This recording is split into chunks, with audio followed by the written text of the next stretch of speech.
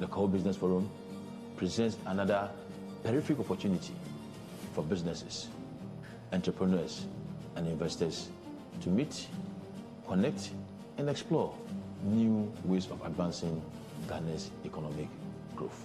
The Ghana Enterprises Agency continues to support entrepreneurs with the right tools, training, and resources with a strong focus on improving access to markets for Ghanaian MSMEs. The Kwahu Business Forum brings these businesses together to connect, showcase their products, and explore new market opportunities. At the Bank of Africa, we support enterprises that are expanding beyond borders. The Kwahu Business Forum is a valuable platform to build those connections. EcoBank Ghana is proud to support enterprises expanding across the continent through our Pan-African network. The Kwahu Business Forum is a great opportunity to connect, collaborate, and unlock new possibilities for trade and investment. Ghanaian businesses have enormous potential to compete in global markets. At Exim Bank, we are committed to supporting exporters and industries to bring Ghana to the world. The Kwahu Business Forum is an important platform to unlock these opportunities. Let's meet there. Entrepreneurs are very important to the economy of Ghana and in any other developing country. They contribute more than 90% to businesses and more than 80% to employment. And that's why platforms like the Kwahu Business Forum are important. And I invite everybody to be part of it. We've been part of it from the beginning and will always continue to support the Kwahu Business Forum. Real development begins at the local level. The District Assembly's Common Fund continues to support communities, infrastructure, and businesses across Ghana's districts. The Kwahu Business Forum is an important platform to connect national ideas with local impact and opportunity. National Investment Bank PLC remains committed to supporting Ghanaian businesses with the right investment and financial solutions they need to grow and scale up. Rock is proud to contribute to the growth of the precious mineral value chain. The Kwahu Business Forum brings together the partnerships and ideas that will shape Ghana's next phase of economic progress. Come, let's grow Ghana together. At NutriFoods, an Olam subsidiary, we are proud to serve Ghanaian consumers through trusted homegrown brands guided by a simple philosophy: made in Ghana, made for Ghana, and thought by Ghana. Join us at the Kwahu Business Forum, where leaders come together to shape the next chapter of Ghana's economic growth. Ghanaian businesses have immense potential in global markets. GEPA remains committed to supporting exporters and helping local enterprises compete internationally. At ADB, our focus is simple: financing the ideas and enterprises that drive Ghana's growth. That's why platforms like the Kwahu Business Forum are so important. Join us this April as we go beyond banking to support entrepreneurs build the future of Ghana. Investment plays a critical role in accelerating Ghana's economic growth.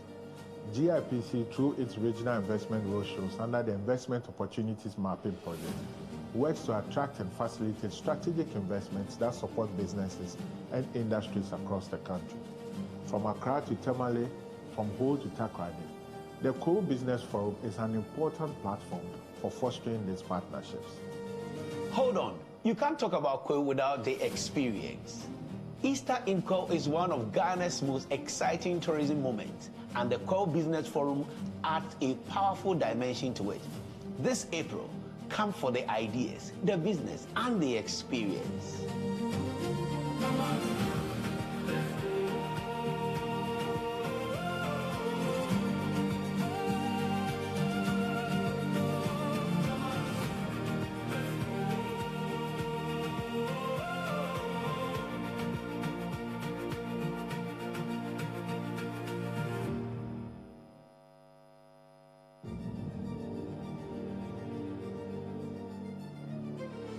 At KGL Group, we believe Ghana's future will be driven by bold entrepreneurs and strong partnerships. We are proud to support the Kwahu Business Forum 2026. Join us this April 3rd to 5th in Kwahu, and be sure to visit the KGL booth as we explore new opportunities together. See you in Kwahu. At CBG, we are committed to fueling the growth of Ghanaian businesses.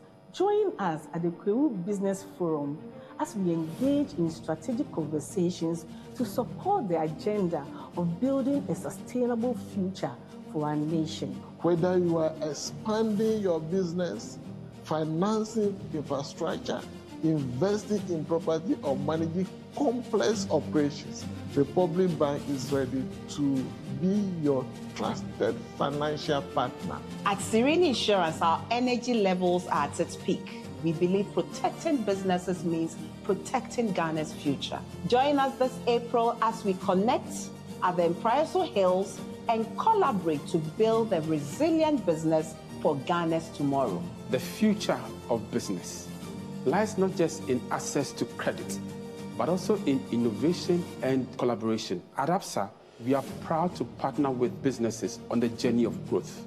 Entrepreneurship fuels Ghana's growth, and at Fidelity, we believe ambition thrives when it's matched with the right capital and the right support. We're here to help ideas grow into real businesses by supporting entrepreneurs with smart financial solutions and strong partnerships.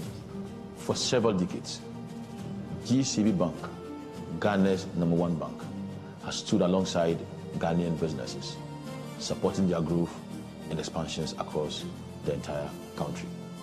The Kwahu Business Forum presents another terrific opportunity for businesses, entrepreneurs, and investors to meet, connect, and explore new ways of advancing Ghana's economic growth. The Ghana Enterprises Agency continues to support entrepreneurs with the right tools, training, and resources with a strong focus on improving access to markets for Ghanaian MSMEs. The Kwahu Business Forum brings these businesses together to connect, showcase their products, and explore new market opportunities. At Bank of Africa, we support enterprises that are expanding beyond borders. The Kwahu Business Forum is a valuable platform to build those connections. EcoBank Ghana is proud to support enterprises expanding across the continent through our Pan-African network. The Kwahu Business Forum is a great opportunity to connect, collaborate, and unlock new possibilities for trade and investment. Ghanaian businesses have enormous potential to compete in global markets. At Exim Bank, we are committed to supporting exporters and industries to bring Ghana to the world. The Kwahu Business Forum is an important platform to unlock these opportunities. Let's meet there. Entrepreneurs are very important to the economy of Ghana and in any other developing country. They contribute more than 90% to businesses and more than 80% to employment. And that's why platforms like the Kwahu Business Forum are important. And I invite everybody to be part of it. We've been part of it from the beginning and will always continue to support the Kwahu Business Forum. Real development begins at the local level. The District Assembly's Common Fund continues to support communities, infrastructure, and businesses across Ghana's districts. The Kwahu Business Forum is an important platform to connect national ideas with local impact and opportunity. National Investment Bank PLC remains committed to supporting Ghanaian businesses with the right investment and financial solutions they need to grow and scale up. Rock is proud to contribute to the growth of the precious mineral value chain. The Kwahu Business Forum brings together the partnerships and ideas that will shape Ghana's next phase of economic progress. Come, let's grow Ghana together. At NutriFoods, an Olam subsidiary, we are proud to serve Ghanaian consumers through trusted homegrown brands guided by a simple philosophy: made in Ghana, made for Ghana, and thought by Ghana. Join us at the Kwahu Business Forum, where leaders come together to shape the next chapter of Ghana's economic growth. Ghanaian businesses have immense potential in global markets. GEPA remains committed to supporting exporters and helping local enterprises compete internationally. At ADB, our focus is simple: financing the ideas and enterprises that drive Ghana's growth. That's why platforms like the Kwahu Business Forum are so important. Join us this April as we go beyond banking to support entrepreneurs build the future of Ghana. Investment plays a critical role in accelerating Ghana's economic growth. GIPC, through its regional investment roadshows under the Investment Opportunities Mapping Project, works to attract and facilitate strategic investments that support businesses and industries across the country. From Accra to Tamale, from Ho to Takrady, The Kwahu Business Forum is an important platform for fostering these partnerships. Hold on, you can't talk about Kwahu without the experience. Easter in Kwahu is one of Ghana's most exciting tourism moments, and the Kwahu Business Forum adds a powerful dimension to it. This April, come for the ideas, the business, and the experience. When nations rise, it begins with bold conversations. When economies grow, it is driven by partnership. This April, Ghana's business and policy leaders converge at the Kwahu Business Forum 2026, the nation's premier platform for investment, enterprise, and economic transformation, with special guest of honor, His Excellency President John Dramani Mahama, joining captains of industry, financial institutions, investors, and entrepreneurs. The Kwahu Business Forum is more than just an event. It is a call to action. And so let us work together to build a Ghana that is competitive, productive, and inclusive, and a Ghana that creates opportunities for all. Come, let's engage in high-level dialogue, explore industry exhibitions, build powerful networks, and unlock real opportunities from finance and insurance to manufacturing, agribusiness, SMEs, and innovation. This is where it all happens.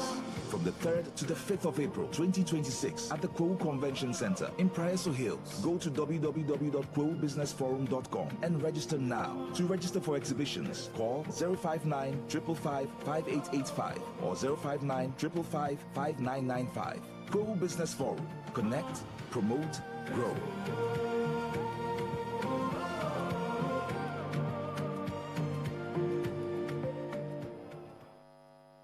When nations rise, it begins with bold conversations. When economies grow, it is driven by partnership. This April, Ghana's business and policy leaders converge at the Kwahu Business Forum 2026, the nation's premier platform for investment, enterprise, and economic transformation, with special guest of honor, His Excellency President John Dramani Mahama, joining captains of industry, financial institutions, investors, and entrepreneurs. The Kwahu Business Forum is more than just an event. It is a call to action. And so let us work together to build a Ghana that is competitive, productive, and inclusive, and a Ghana that creates opportunities for all. Come, let's engage in high-level dialogue, explore industry exhibitions, build powerful networks, and unlock real opportunities from finance and insurance to manufacturing, agribusiness, SMEs, and innovation. This is where it all happens. From the 3rd to the 5th of April 2026 at the Kwahu Convention Center in Praeso Hills. Go to www.kwahubusinessforum.com and register now. To register for exhibitions, call 059 555 5885 or 059 555 5995. Kwahu Business Forum. Connect, promote, grow.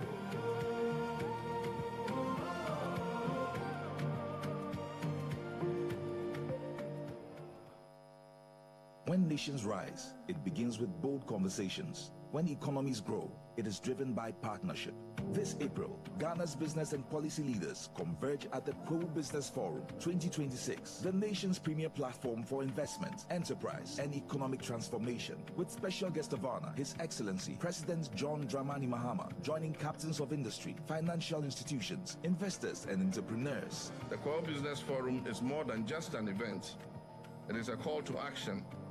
And so let us work together to build a Ghana that is competitive, productive, and inclusive, and a Ghana that creates opportunities for all. Come, let's engage in high-level dialogue, explore industry exhibitions, build powerful networks, and unlock real opportunities from finance and insurance to manufacturing, agribusiness, SMEs, and innovation. This is where it all happens.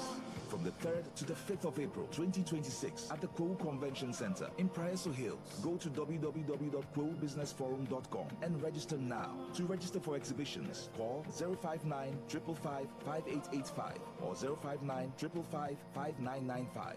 Kwahu Business Forum. Connect, promote, grow.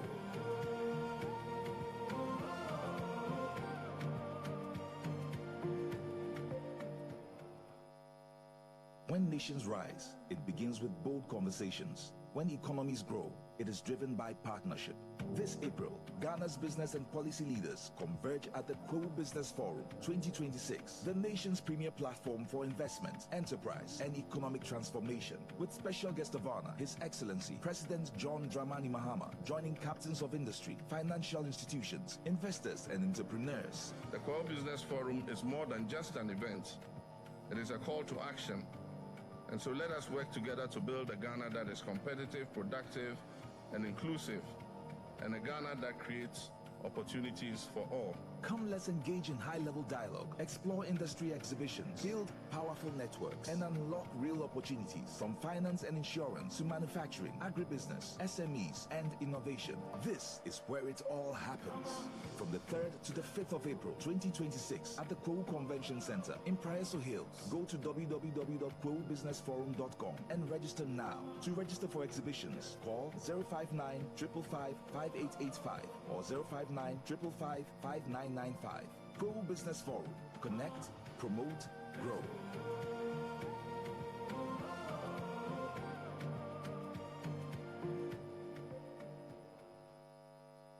When nations rise, it begins with bold conversations. When economies grow, it is driven by partnership.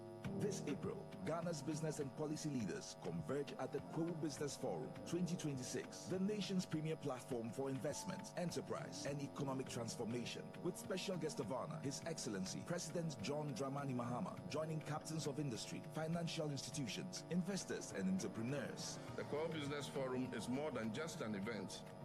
It is a call to action.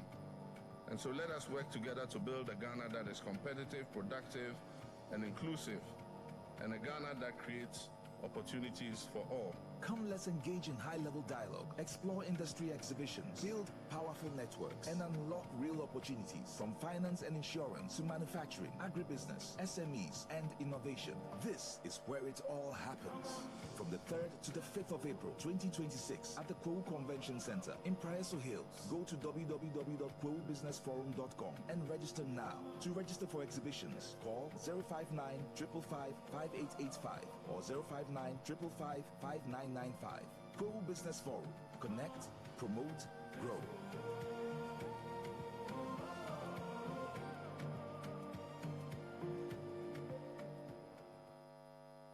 When nations rise, it begins with bold conversations. When economies grow, it is driven by partnership. This April, Ghana's business and policy leaders converge at the Kwahu Business Forum 2026, the nation's premier platform for investment, enterprise, and economic transformation, with special guest of honor, His Excellency President John Dramani Mahama, joining captains of industry, financial institutions, investors, and entrepreneurs. The Kwahu Business Forum is more than just an event. It is a call to action. And so let us work together to build a Ghana that is competitive, productive, and inclusive, and a Ghana that creates opportunities for all. Come, let's engage in high-level dialogue, explore industry exhibitions, build powerful networks, and unlock real opportunities from finance and insurance to manufacturing, agribusiness, SMEs, and innovation. This is where it all happens. From the 3rd to the 5th of April 2026 at the Kwahu Convention Center in Praeso Hills. Go to www.kwahubusinessforum.com and register now. To register for exhibitions, call 059 555 5885 or 059 555 5995. Kwahu Business Forum. Connect, promote, grow.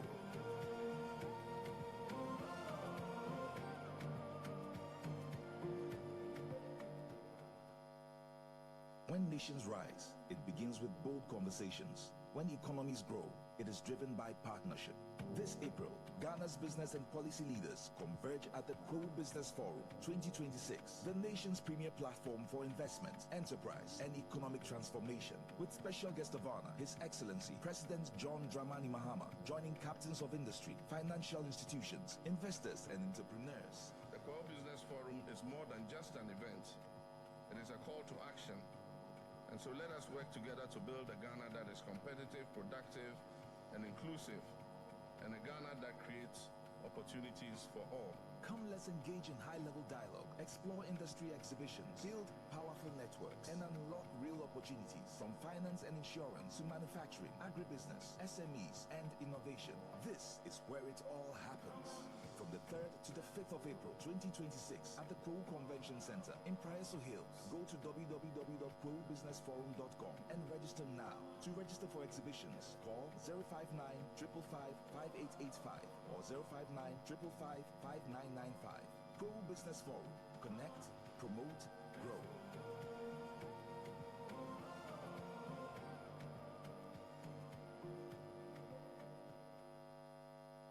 When nations rise, it begins with bold conversations. When economies grow, it is driven by partnership. This April, Ghana's business and policy leaders converge at the Kwahu Business Forum 2026, the nation's premier platform for investment, enterprise, and economic transformation. With special guest of honor, His Excellency President John Dramani Mahama, joining captains of industry, financial institutions, investors, and entrepreneurs. The Kwahu Business Forum is more than just an event. It is a call to action. And so let us work together to build a Ghana that is competitive, productive, and inclusive, and a Ghana that creates opportunities for all. Come, let's engage in high-level dialogue, explore industry exhibitions, build powerful networks, and unlock real opportunities from finance and insurance to manufacturing, agribusiness, SMEs, and innovation. This is where it all happens. From the 3rd to the 5th of April 2026 at the Kwahu Convention Center in Praeso Hills. Go to www.kwahubusinessforum.com and register now. To register for exhibitions, call 059 555 5885 or 059 555 5995. Kwahu Business Forum. Connect, promote, grow.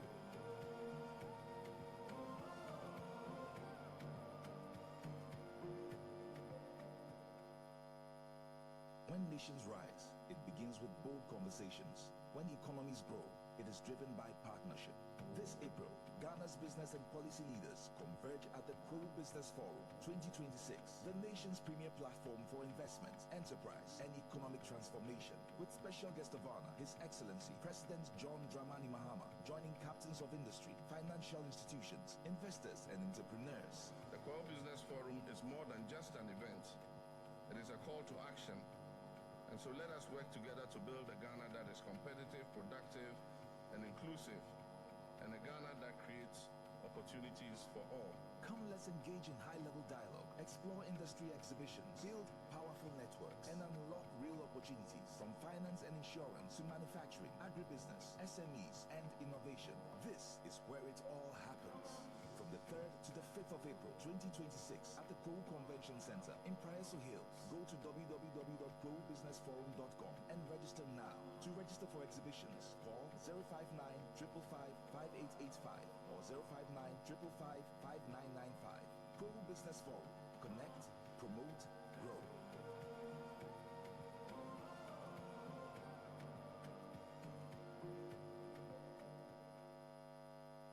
When nations rise, it begins with bold conversations. When economies grow, it is driven by partnership.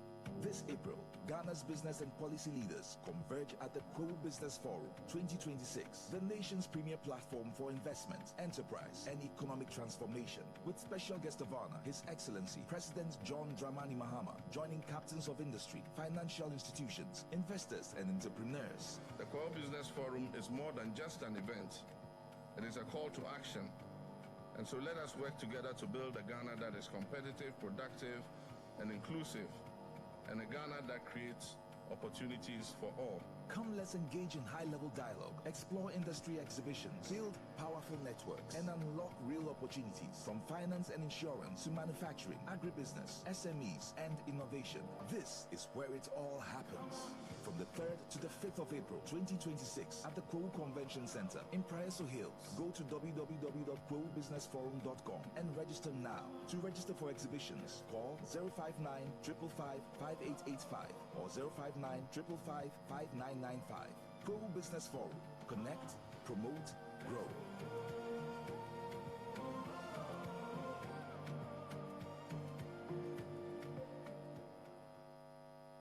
When nations rise, it begins with bold conversations. When economies grow, it is driven by partnership.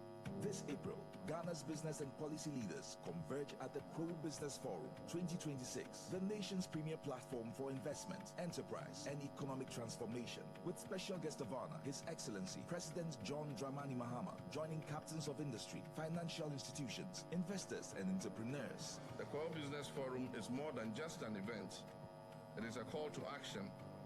And so let us work together to build a Ghana that is competitive, productive, and inclusive, and a Ghana that creates opportunities for all. Come, let's engage in high-level dialogue, explore industry exhibitions, build powerful networks, and unlock real opportunities from finance and insurance to manufacturing, agribusiness, SMEs, and innovation. This is where it all happens. From the 3rd to the 5th of April 2026 at the Kwahu Convention Center in Praeso Hills. Go to www.kwahubusinessforum.com and register now. To register for exhibitions, call 059 555 5885 or 059 555 5995. Kwahu Business Forum. Connect, promote, grow.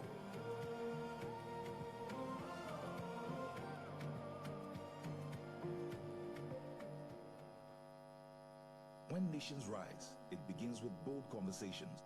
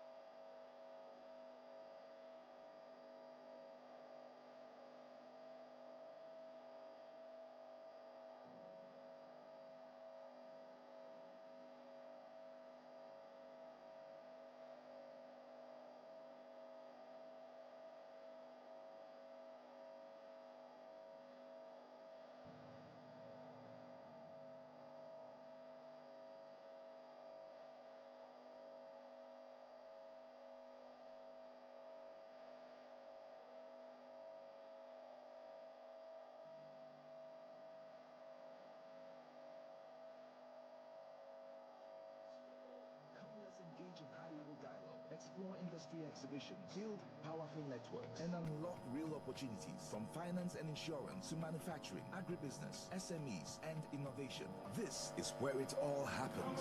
From the 3rd to the 5th of April 2026 at the Kwahu Convention Center in Praeso Hills. Go to www.kwahubusinessforum.com and register now. To register for exhibitions, call 059 555 5885 or 059 555 5995. Kwahu Business Forum. Connect, promote, grow.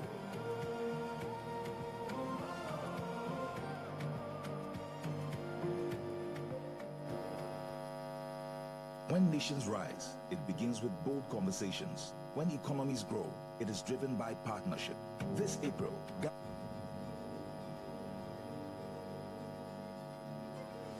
at KGL Group, we believe Ghana's future will be driven by bold entrepreneurs and strong partnerships. We are proud to support the Kwahu Business Forum 2026. Join us this April 3rd to 5th in Kwahu, and be sure to visit the KGL booth as we explore new opportunities together. See you in Kwahu. At CBG, We are committed to fueling the growth of Ghanaian businesses. Join us at the Kwahu Business Forum as we engage in strategic conversations to support the agenda of building a sustainable future for our nation. Whether you are expanding your business, financing infrastructure, investing in property, or managing complex operations, Republic Bank is ready to be your trusted financial partner. At Serene Insurance, our energy levels are at its peak. We believe protecting businesses means protecting Ghana's future. Join us this April as we connect at the Empriso Hills and collaborate to build a resilient business for Ghana's tomorrow. The future of business lies not just in access to credit, but also in innovation and collaboration. At ABSA, we are proud to partner with businesses on the journey of growth. Entrepreneurship fuels Ghana's growth, and at Fidelity, we believe ambition thrives when it's matched with the right capital and the right support. We're here to help ideas grow into real businesses by supporting entrepreneurs with smart financial solutions and strong partnerships. For several decades, GCB Bank, Ghana's #1 bank, has stood alongside Ghanaian businesses, supporting their growth and expansions across the entire country. The Kwahu Business Forum presents another terrific opportunity for businesses, entrepreneurs, and investors to meet, connect, and explore new ways of advancing Ghana's economic growth. The Ghana Enterprises Agency continues to support entrepreneurs with the right tools, training, and resources with a strong focus on improving access to markets for Ghanaian MSMEs. The Kwahu Business Forum brings these businesses together to connect, showcase their products, and explore new market opportunities. At Bank of Africa, we support enterprises that are expanding beyond borders.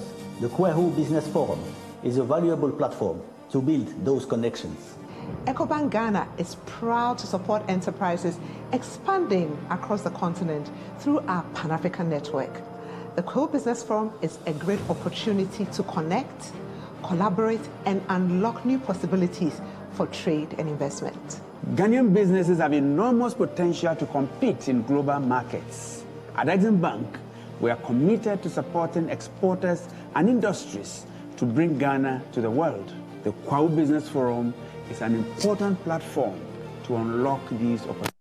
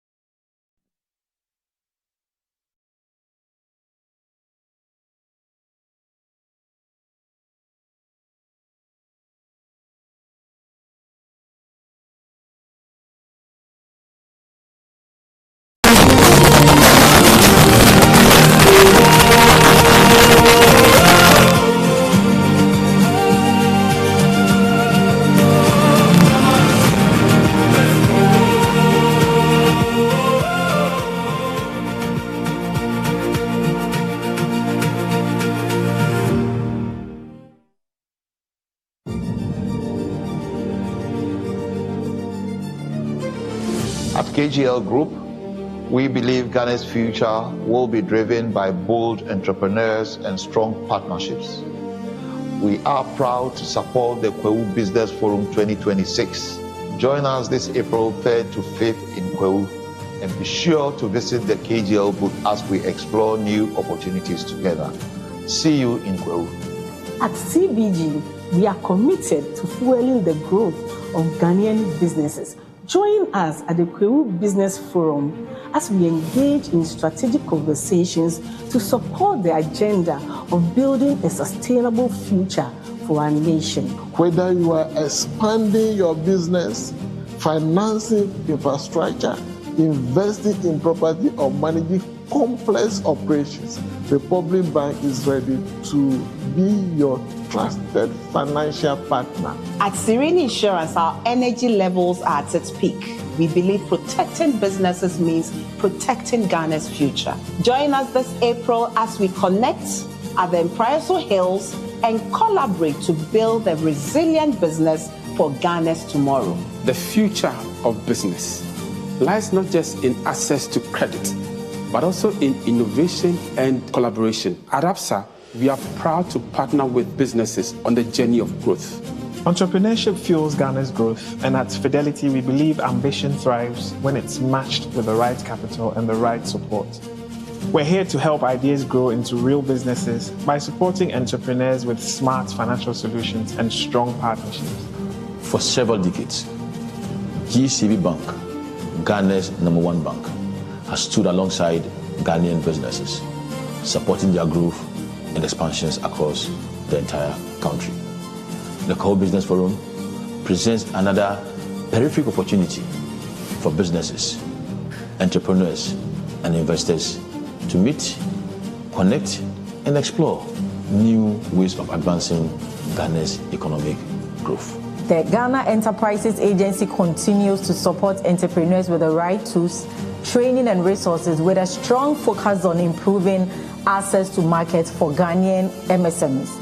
The Kwahu Business Forum brings these businesses together to connect, showcase their products, and explore new market opportunities. At Bank of Africa, we support enterprises that are expanding beyond borders. The Kwahu Business Forum is a valuable platform to build those connections. EcoBank Ghana is proud to support enterprises expanding across the continent through our Pan-African network. The Kwahu Business Forum is a great opportunity to connect, collaborate, and unlock new possibilities for trade and investment. Ghanaian businesses have enormous potential to compete in global markets. At Exim Bank, we are committed to supporting exporters and industries to bring Ghana to the world. The Kwahu Business Forum is an important platform to unlock these opportunities. Let's meet there. Entrepreneurs are very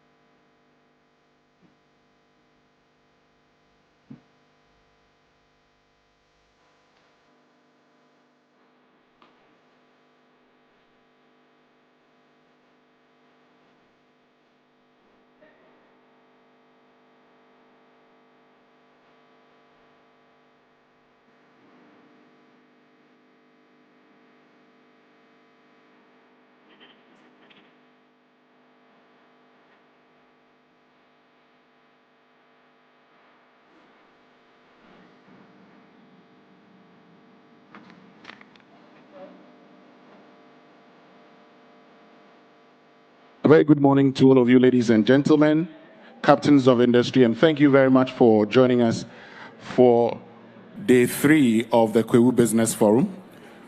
I know that for many of you, you were here on Thursday. Some of you came here yesterday. Very soon we'll be joined by the President of the Republic, His Excellency John Dramani Mahama. And for today's event, I'll be in charge of the ceremony. My name is Winston Amoa, and I'm on Joy Super Morning Show, and I'll be doing this with Nadidi Teti. I'm also on the Morning Star on Star 103.5 FM. Great. So a few rules before we get started. Now, I'm told that outside there's a lot of people at the entrance. Please, the President will be joining us shortly, and it will be very, very necessary for that place to be cleared. I've also been informed that in here, only GTV, TV3, and Joy News will be allowed in. The rest can pick it outside. So please enjoy. The President will be joining us shortly, and once he gets here, we'll get started. Thank you very much.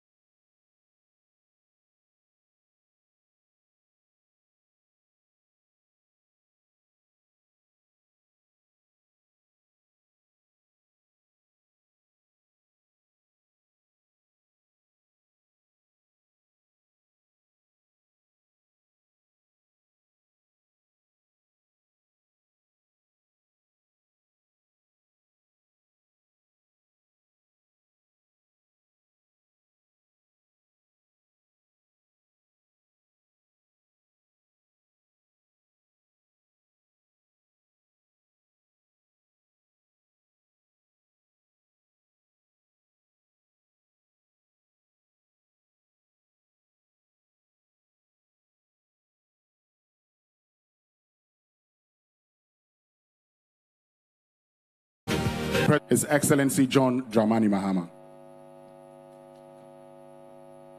And the photographers, please, and please, once again, if you could kindly take your seats.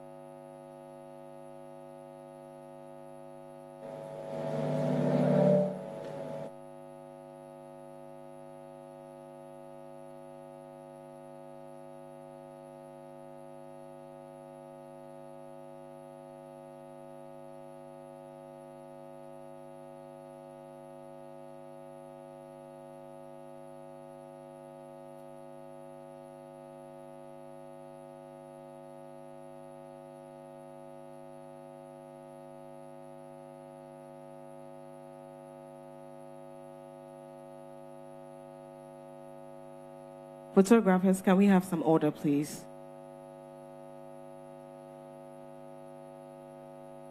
Thank you all very much. Okay. We are all standing now. Can we now have the national anthem?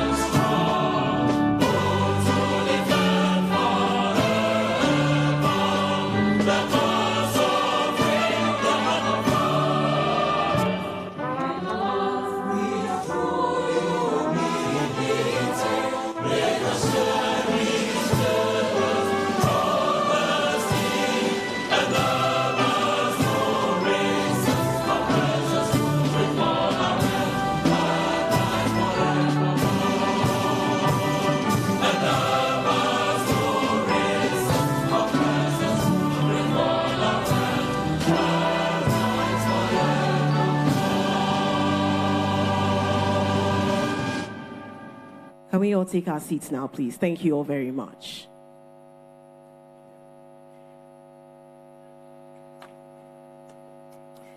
Mr. President, you're welcome, and we are welcoming all of you one more time to day 2 of the Kwahu Business Forum. Like we did say earlier, we introduced ourselves earlier.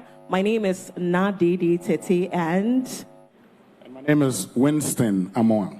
Okay, we'll be steering affairs today for the day 2 of the Kwahu Business Forum. All right, let's get everything set now. And what we are going to be doing right now is to get the welcome address by the Chief, Esiedu Ajiman II, Adonting Hene of the Kwahu Traditional Council. Can we all welcome him, please?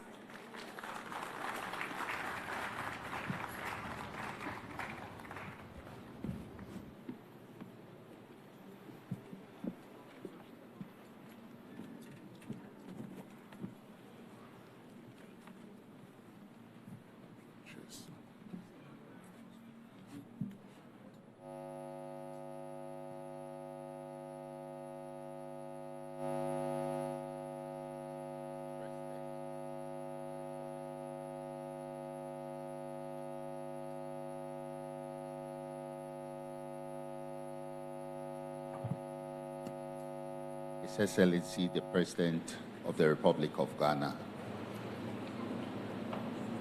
John Dramani Mahama, and all other guests. Ese enede wababe kayehun ewo Kwahu people iso.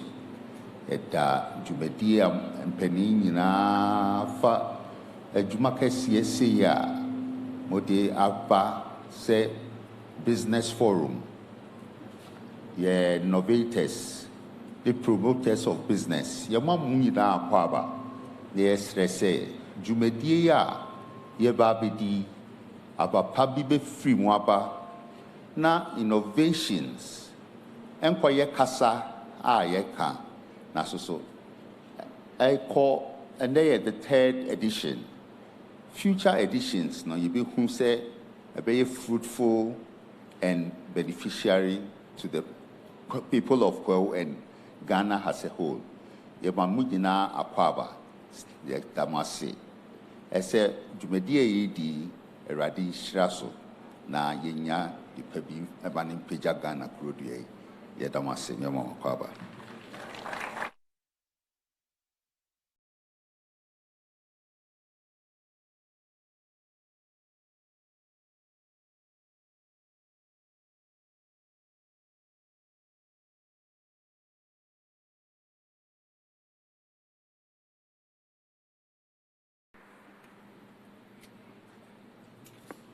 Thank you very, very much. The Adontihini of the Kwahu Traditional Council, Nana Asiedu Ajiman II. Nana, Yabedasi Bebre. And moving on, the focus of today's discussion, or today's business forum, Kwahu Business Forum, is on finance, market access, growth, and innovation. So at this point, with a round of applause, let's welcome the Trade, Agribusiness, and Industry Minister, the Honorable Elizabeth Ofosu-Adjare, for some opening remarks with a round of applause.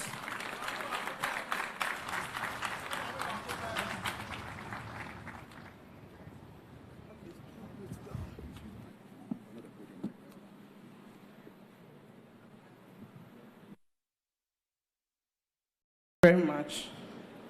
Your Excellency, President John Dramani Mahama, President of the Republic of Ghana, Chief of Staff, colleague ministers of state, members of parliament hearing present, the Chief Justice, the Governor of Bank of Ghana, the Chief Executive Officers of both public and private institutions, members of the Ghana National Chamber of Commerce and Industry, members of AGI, great captains of industry, and leaders of business association, development finance partners, entrepreneurs, SME operators, my young business leaders, friends from the media, distinguished guests, ladies and gentlemen, good morning. I am pleased to welcome His Excellency President John Dramani Mahama and to you all to Kwahu Business Forum 2026. The breadth and serenity of this gathering speaks for itself. That government, industry, and finance are represented at this level signals a collective recognition that the question of scaling Ghanaian enterprise is no longer one we can afford to treat as aspirational. Your Excellency, we are honored once again that you have chosen to be part of this forum. Your administration's commitment to private sector-led growth is one that the Ministry of Trade, Agribusiness and Industry shares fully. And your presence here today gives formal expression to the partnership between government and industry that this forum was established to advance. Distinguished ladies and gentlemen, the theme for this year's forum, the future of business, scaling up local enterprise, reflects a precise diagnosis of where Ghana stands in its industrial development. We have, over many years, demonstrated that Ghanaian entrepreneurs are capable of building viable enterprises across agribusiness processing, manufacturing, services, and trade. The constraint has never been ingenuity. The constraint has been skill and conditions necessary to achieve it. Addressing that constraint is the mandate of my ministry, and we are prosecuting it with alacrity. Your Excellency, for the textiles and garments, pharmaceutical, automobile components sectors. These frameworks are designed to provide regulatory clarity, investment incentives, and standards architects that enterprises in their sectors require to grow with confidence. The policies will, in the coming months, be submitted for cabinet consideration. We are also advancing the revitalization of our special economic zones, repositioning them as active industrial ecosystem oriented towards agro-processing and light manufacturing rather than passive export enclaves. In addition, we have finalized the National Agribusiness Policy, which has been submitted for cabinet consideration. It sets out a deliberate pathway to capturing the value that currently leaves Ghana in the form of unprocessed agricultural commodities. Ghana loses an estimated 2.5 billion annually in unrealized value from raw agricultural produce alone, an amount that represents not a lament, but a clear opportunity this government is determined to seize. Your Excellency, underpinning all of these is our Africa Continental Free Trade Area Secretariat. Ghana carries a particular responsibility to demonstrate what intra-African trade can deliver in practice. We are working to ensure that Ghanaian enterprises have access to rules of origin certification, tariff intelligence, and market linkages necessary to compete and win in the continental market. Distinguished ladies and gentlemen, none of these policies will deliver their intended outcome without a private sector that is prepared to meet government-enabling environment with commensurate investment in technology, skills, governance, and standard compliance. The sessions that follow this opening are designed to advance precisely that conversation with rigor and candor that the momentum demands. Distinguished ladies and gentlemen, the program before you today brings together some of Ghana's most distinguished financial institutions, business leaders, and sector experts to address the practical barriers to entrepreneurial growth. Access to capital, formalization, agribusiness development, and the leadership legacy required to build institutions that endure. I encourage every participant to engage these sessions as an active contributor, not merely as an observer. With these few remarks, it is my honor to formally welcome all of you to the Business Forum of Kwahu 2026. I thank you for your kind attention.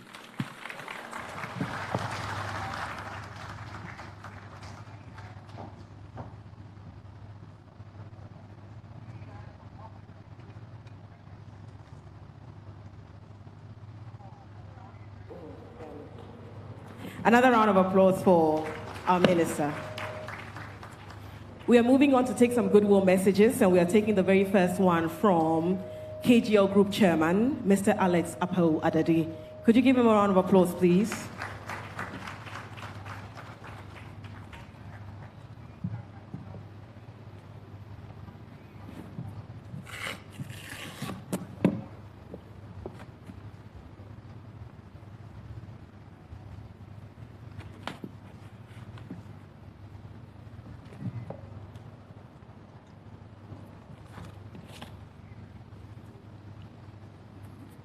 Thank you very much, Your Excellency. I have been given a short topic here to talk about, which is good corporate citizenship in building sustainable African business champions, the KGL case study. Your Excellency, the President of the Republic, John Dramani Mahama, the Chief Justice of the Republic, the Chief of Staff, leaders of Parliament, ministers of state, traditional leaders, captains of industries, distinguished guests, ladies and gentlemen. It is indeed a privilege to be here this afternoon to talk about this topic in Kwahu, a place where enterprise is a culture, where business is lived, built, and tested, and passed on.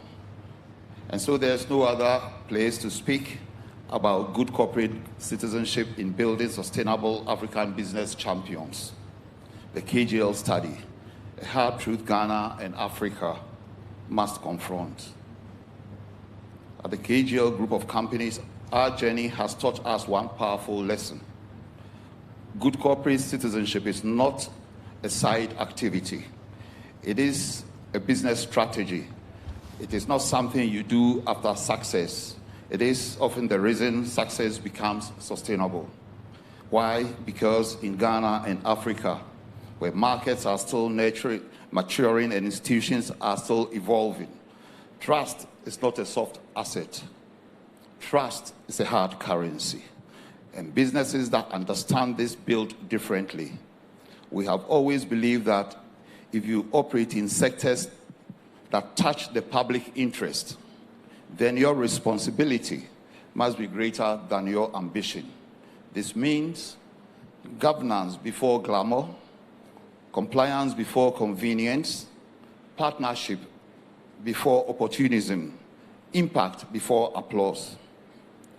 Because if your business grows while the society around you breaks down, that is not success, Your Excellency. That is mere temporary extraction. And let me be blunt here.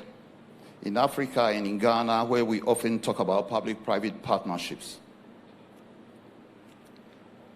but not every PPP is a partnership. Some are merely private profit wrapped in public language. And this must change. A true partnership between the state and private enterprise must produce measurable value, improved service delivery, sustainable revenue, public confidence. Your Excellency, anything less than that is not a partnership, it's an arbitrage. And at KGL, our conviction has been simple. When private sector works with government, the question should not be how much can we take? The question should be how much value can we create together? That is the difference between a contractor and a good corporate citizen. And Ghana needs more good corporate citizens. Good corporate citizenship must touch real lives. If your company is growing, but the ordinary people cannot point to how your existence has improved their lives, then your social foundation is weak. This is why good corporate citizenship must be visible in the places where the state is under pressure. In education, in health, in youth opportunity, in women's empowerment, and in community resilience. Your Excellency, through the KGL Foundation, our dedicated corporate social responsibility arm, we are committed to transforming this principle into tangible impact. The Foundation continues to demonstrate an unwavering commitment to national development through strategic investments across sports, health, education, youth empowerment, financial inclusion, and arts. In the area of sports, Your Excellency, the KGL Foundation has committed $1 million over 4 years to the Ghana Football Association Juvenile Sports. In the last 5 years,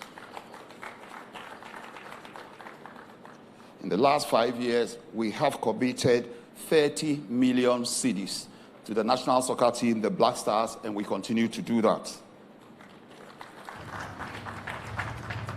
We have shown a strong commitment to support two initiatives by government. That's the Ghana Sports Fund and also the Ghana Health Fund. In the area of medical sponsorship, we have built the first mental health facility north of the country in Kumasi at a cost of several millions of dollars. In education, we have funded over 300 brilliant but needy students and infrastructure development in schools, including my own alma mater in Fansman, where we are building a multi-million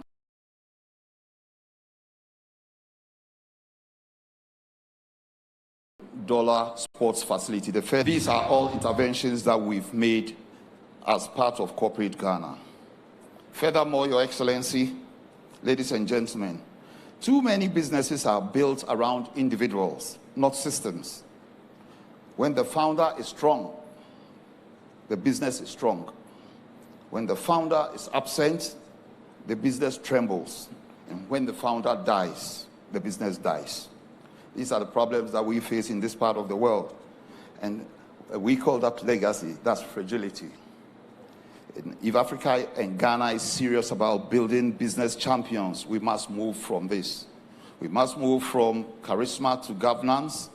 We must move from control to institution building, and we must move from ownership to stewardship, and most importantly, from personality to process.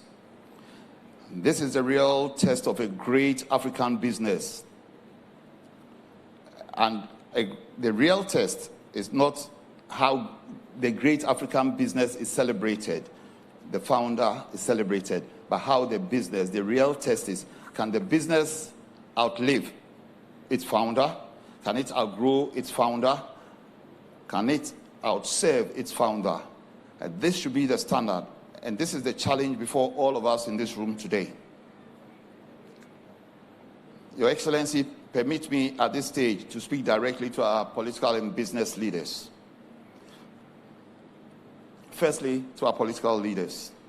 To foster true African business champions, it is essential to move beyond viewing local enterprises as a mere convenient resource, temporary solutions, or political instruments.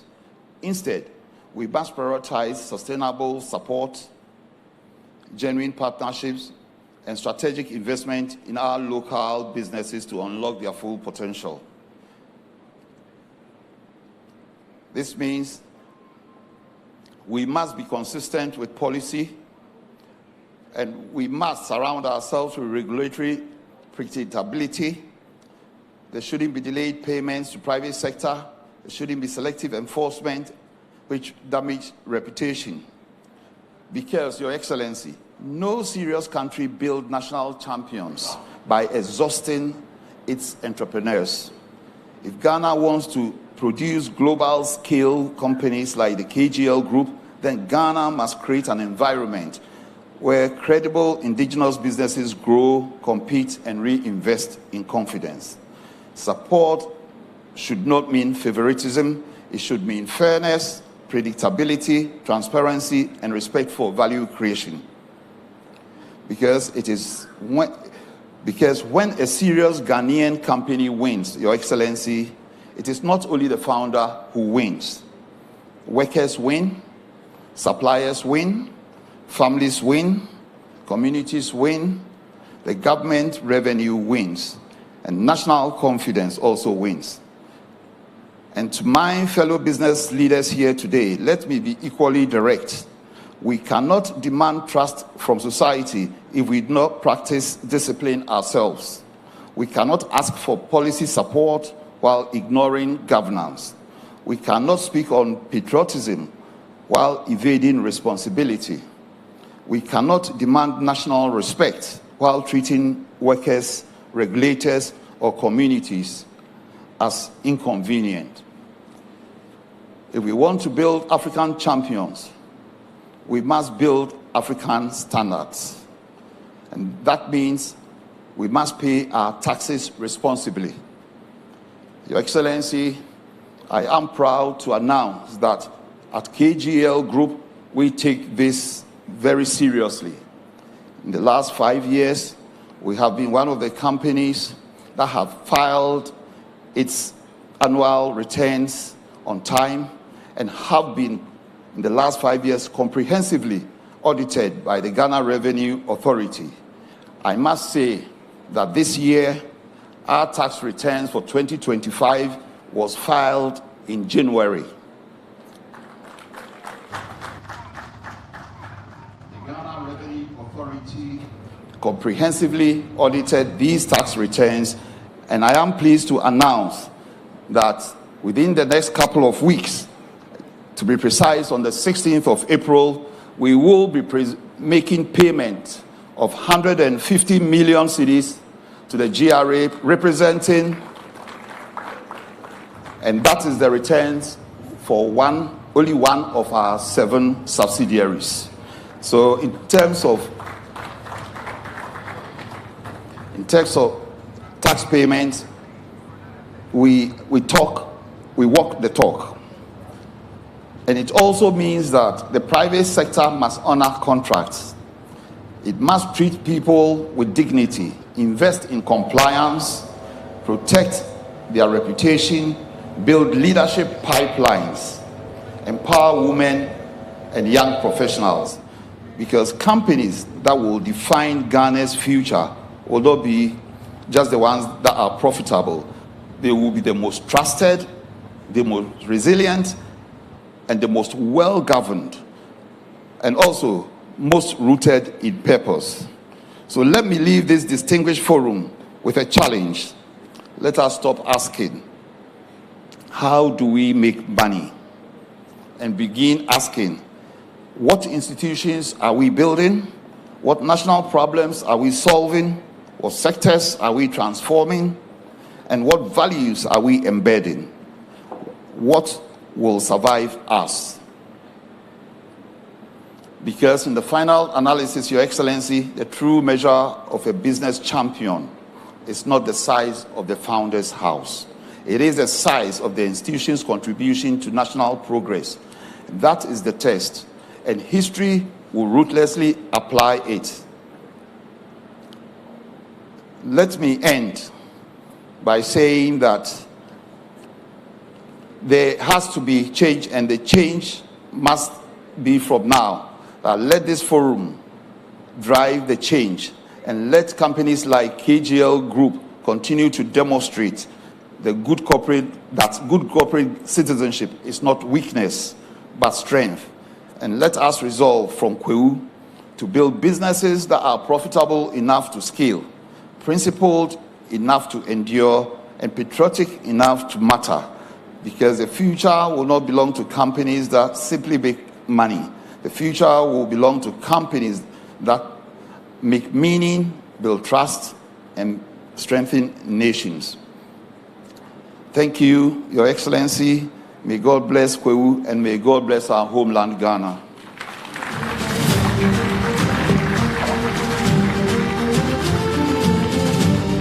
And before I end, I think that when I saw the theme, scaling up local businesses, one thing came into mind. In Ghana, it's very difficult to scale up because we are in a perpetual startup mode. How do you scale up when you are in a perpetual startup mode? And meaning that unless we build sustainable businesses, there's no scaling. You can only scale on what you've built. So let's think about that. The scaling has to start with a build-up. Thank you very much. Another round of applause for Mr. Alex Apau Dade, who is the KGL Group Chairman. One thing that he said that stood out to me is that too many businesses are built around individuals and not systems. And we need to be moving from personality to process. That's one key takeaway for me. I would like to invite the Chief Justice, His Lordship, Paul Bafoboni, to also give us his welcome address, and we would love to limit that address to about 3 minutes. Thank you so much, Your Lordship. We're grateful.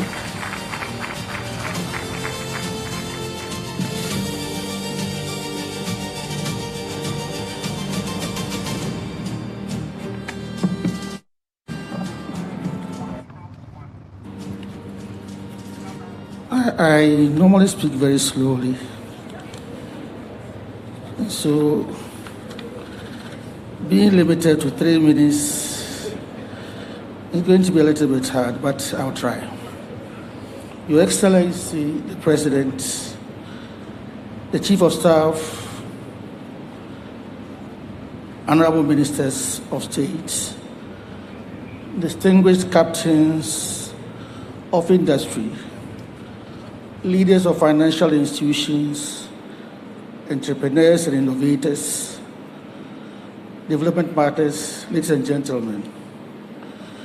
It's a real pleasure and a privilege to join you today at the Kwahu Business Forum. There is something special about this gathering, high up in these beautiful hills, where ideas and opportunity come together in such a powerful way.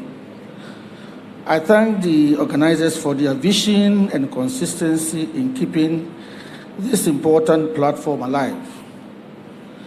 This year's theme, the future of business, scaling up local enterprise, could not be more timely. It speaks directly to where Ghana needs to go, building stronger, bigger, and more resilient businesses rooted in our own soil. But what is the Chief Justice doing at a forum for businessmen and women?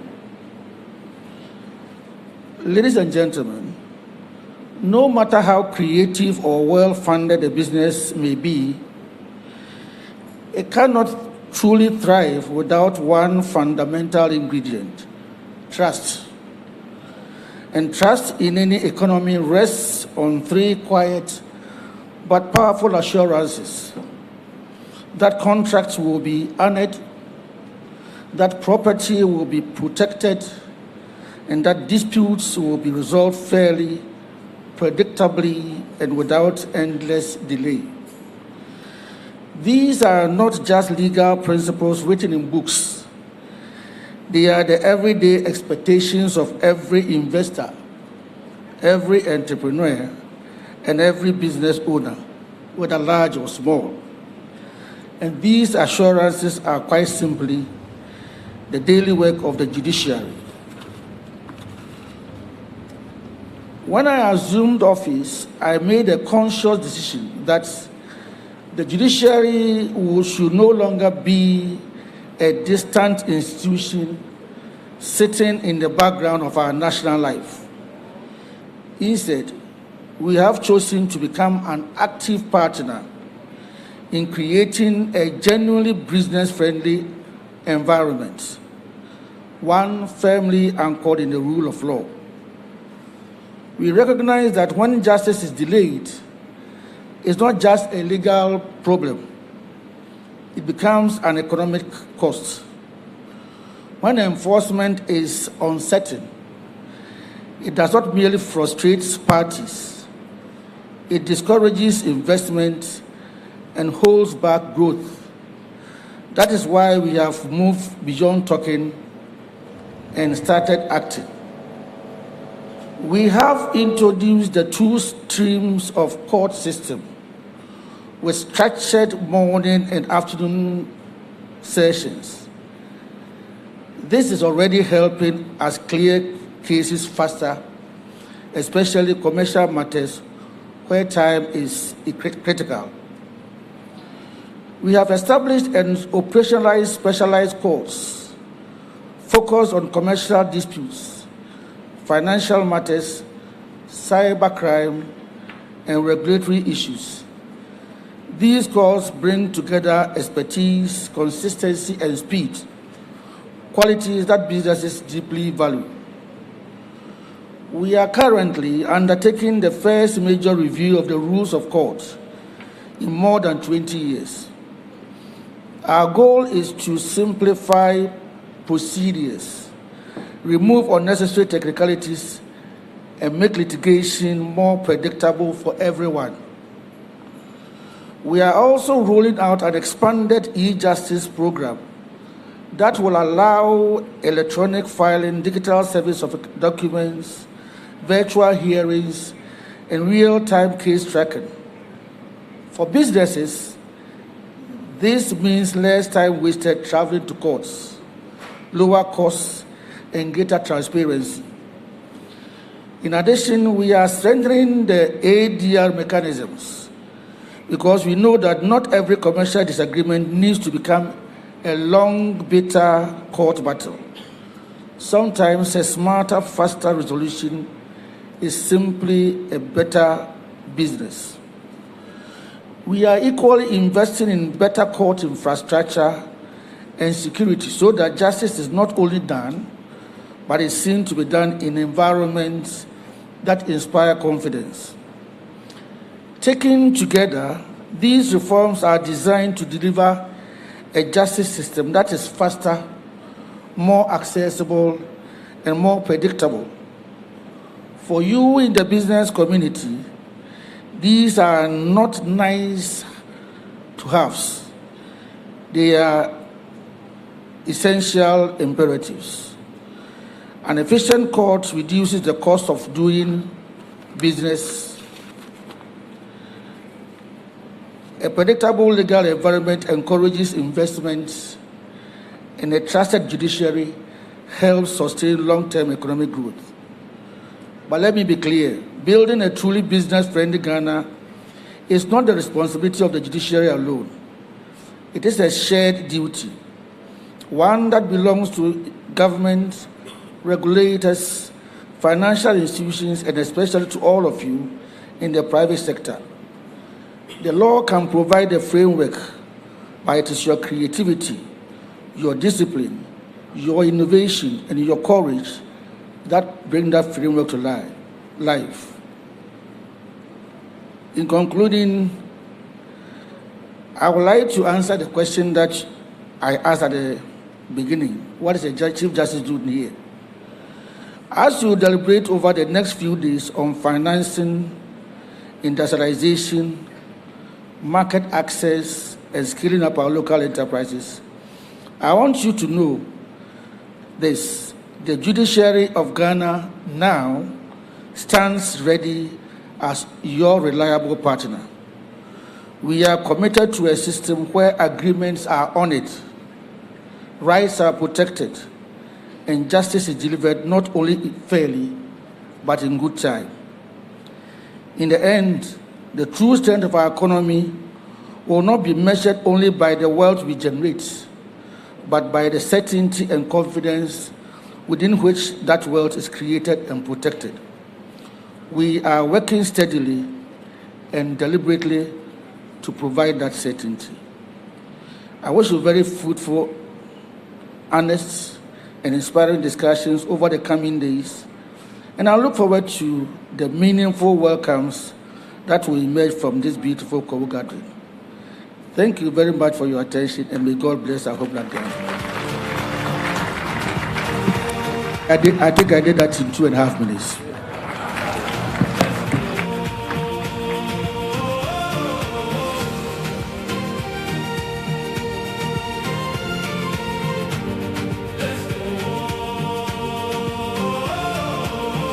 Another round of applause for His Lordship. His Lordship did not honor my 3 minutes, but who do I report him to? I have no one. You know, I know it's a very formal setting, everybody is very prim and proper, but I've been having this edge. Let me see if we're all in sync. Kwahu. Kwahu. We are in sync. Fantastic. All right, it's not just about gathering here, it's about building connections among many other things. And so we're going to see one of the success stories from last year's edition of the Kwahu Business Forum. So let's watch this video and then we'll proceed from there. A young dreamer stumbled upon an open invitation from the esteemed Chief of Staff of the President of Ghana, Honorable Julius Deborah, kindly inviting them to come to Imprieso for the Kwahu Business Forum with nothing but the pure essence of a dream in their hearts. Anybody at all who believes that he has some business interest, no matter how small your business is, you are also allowed to come. Because just like the mustard seed, it appears so small, but once you plant it and you water it, all the big corporations you had started smaller. But people were able to keep to the vision and build it. So as far as criteria in selecting is concerned, so long as you are a Ghanaian business entity, be it an enterprise, be it a corporate, limited liability, you qualify to come.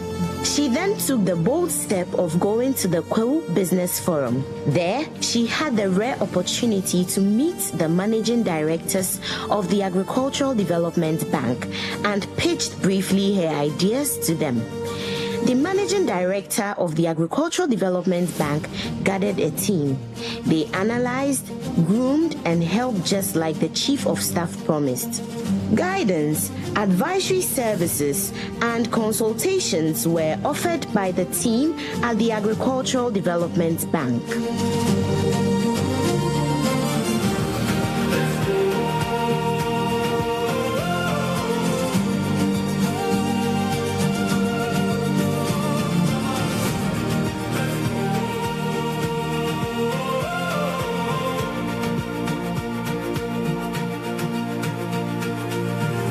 Of it is that as a president, he wants us, as part of the whole objective, to encourage the private sector to lead this. Right. So that it's not going to be government setting it up, so you neglect it. But it's going to be you, the individuals, setting up, but the government creating the enabling environment for you to get access to credit. Tax regime system will be such that you will be encouraged to do it. And so this answering a very simple question as to how these will not be neglected is because they are going to own by the individuals. Together, they took the bold step of presenting to the office of the president. This project, which is focused on outgrower schemes, engaging Ghanaian farmers nationwide, in conjunction with other policies such as the 24-hour economy, will boost the agricultural sector and promote the agenda of resetting Ghana.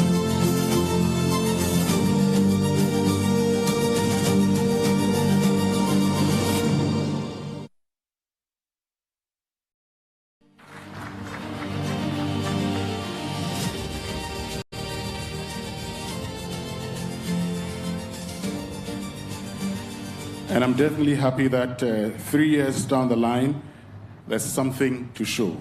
You know, most of the time we start these initiatives, and it will take time, we know. But I'm happy that when it comes to the Kwahu Business Forum, which started in 2024, there's something to show. And I believe that going forward, we'll have more of these success stories. Now, speaking on the topic from vision to impact, realizing Ghana's economic potential through strategic support and innovation, let's welcome the CEO of the Ghana Exim Bank, Honorable Sylvester Adinam Mensah.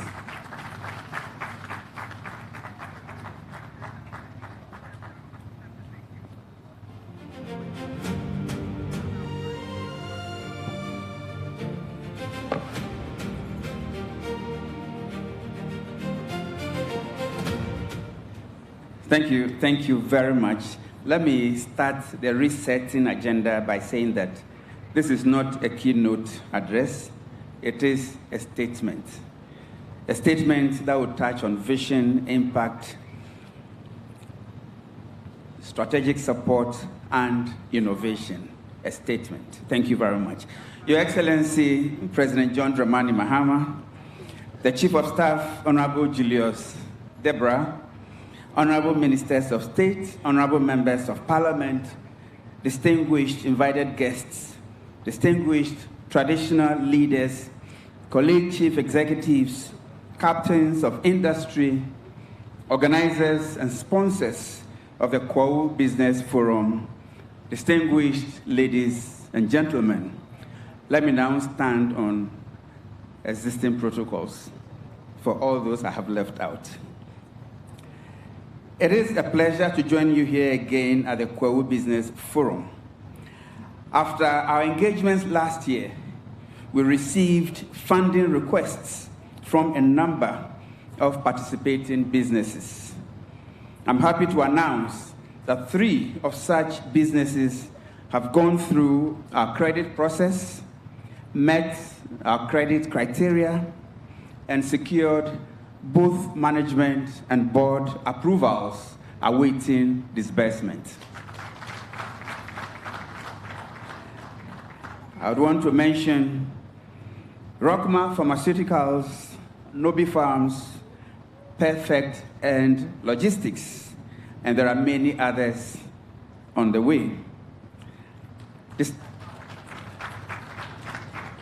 Your Excellency, distinguished ladies and gentlemen, Kwahu has always stood for enterprise, initiative, and the courage to build. It is therefore fitting that we gather here to discuss how we move from vision to impact. Indeed, the topic acknowledges that Ghana does not lack vision, and certainly not under the visionary and transformational leadership of His Excellency, President John Dramani Mahama. We know our strengths.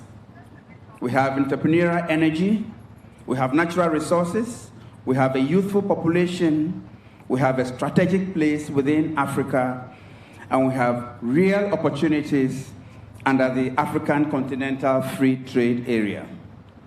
Distinguished ladies and gentlemen, our mission is to turn this potential into measurable economic results, to move from discussion to execution, to turn strategy into jobs, production, export, and stronger businesses. The tools required are greater focus, effective coordination, and deliberate investment in the right sectors. And that is exactly what government is poised to do and is doing. Ghana's next phase of growth must be driven by 3 shifts. First, we must produce more of what we consume. Second, we must process more of what we produce. And third, we must export more of what we process. This is how the leadership of President John Dramani Mahama wants to build resilience. This is how the government wants to create jobs at scale. This is how government, or Ghana, would reduce pressure on foreign exchange. And this is what positions Ghana as a serious force in regional and global trade. This is the thinking at the heart of Ghana Exim Bank's 2025 and 2030 strategy. It is not only a banking strategy, it is a practical framework for national economic transformation through food security, value addition, industrialization, and export-led growth. Distinguished ladies and gentlemen, we know some of the barriers to growth, and yesterday's panel discussed and treated us to a few of them. Yes, too many promising sectors remain underfinanced. Yes, too many Ghanaian businesses have potential, but not enough scale, systems, or support to compete effectively. Yes, too many producers are disconnected from processing, certification, logistics, and export markets. And too often, our efforts are fragmented. This fragmentation has a cost. It is one reason that Ghana continues to spend heavily on imports in areas where we can build stronger domestic capacity. In the presentation by Comrade Guzitano yesterday, he said, and it is true, that we spend over $1 billion annually to import rice and poultry products alone. This is unacceptable. And is the reason His Excellency, the President's vision on the Akukwo Nkitin program is so timely. It is directed at addressing this imbalance, among others. Distinguished ladies and gentlemen, that is why GEZIM's strategy is focused on sectors where targeted intervention can create national impact. We are giving the pride of place to rice production, poultry, garments, and apparel in our funding metrics. These are not random choices. They align with government's Feed Ghana program under the Agriculture for Economic Transformation agenda. They also connect directly to some of Ghana's most urgent economic priorities: food security, job creation, industrialization, import substitution, and foreign exchange stability. Distinguished ladies and gentlemen, if we strengthen local rice production and processing, we do more than increase supply. We strengthen an entire value chain, from farming and aggregation to milling, packaging, storage, transport, and distribution. If we develop the poultry sector sustainably, the gains go far beyond the farms themselves. We stimulate processing, cold chain, logistics, and retail. Of course, the poultry value chain includes the production of maize, soya beans, and many others.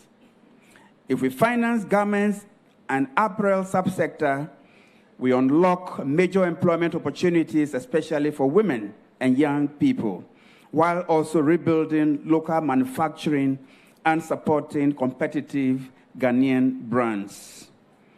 Your Excellency, distinguished ladies and gentlemen, beyond these flagship sectors, we also seek to deepen non-traditional exports. Products such as shea, cocoa, cashew, mango, coconut, processed foods, and other value-added goods offer strong opportunities for growth.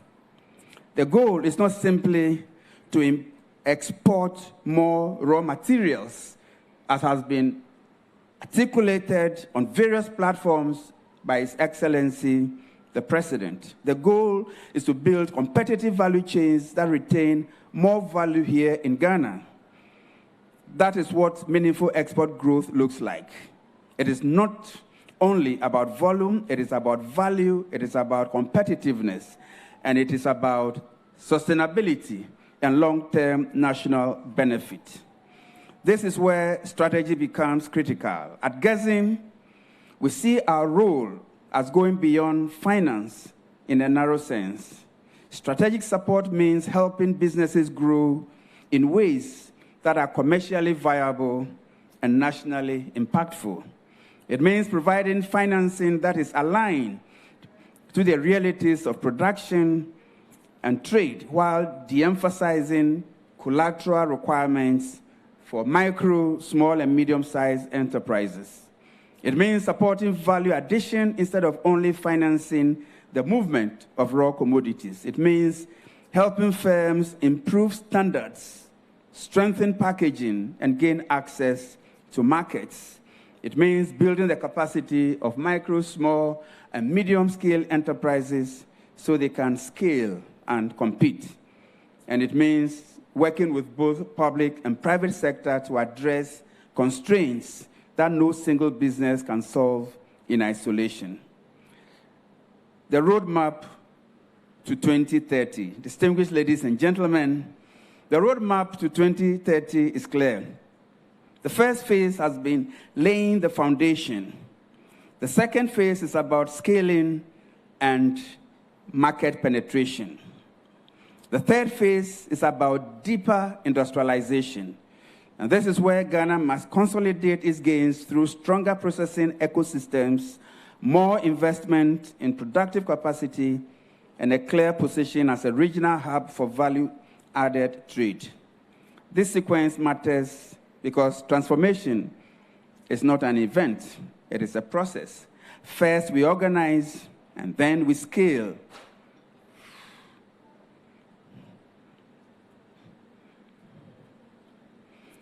First, we organize, then we scale, and then we compete. And through that process, innovation must remain central. Innovation in this context, distinguished ladies and gentlemen, is not only about digital tools and technology setup. Innovation is about solving real economic problems in practical ways. Innovation is how we structure finance to serve production. Innovation is how we use data to make better decisions. Innovation is how we improve traceability, reduce waste, strengthen quality assurance, and connect smaller producers to larger markets. Innovation is how we modernize supply chains and make them more efficient. Innovation is also how we build partnerships and unlock infrastructure, attract investment, and support long-term growth. This is the kind of innovation we need.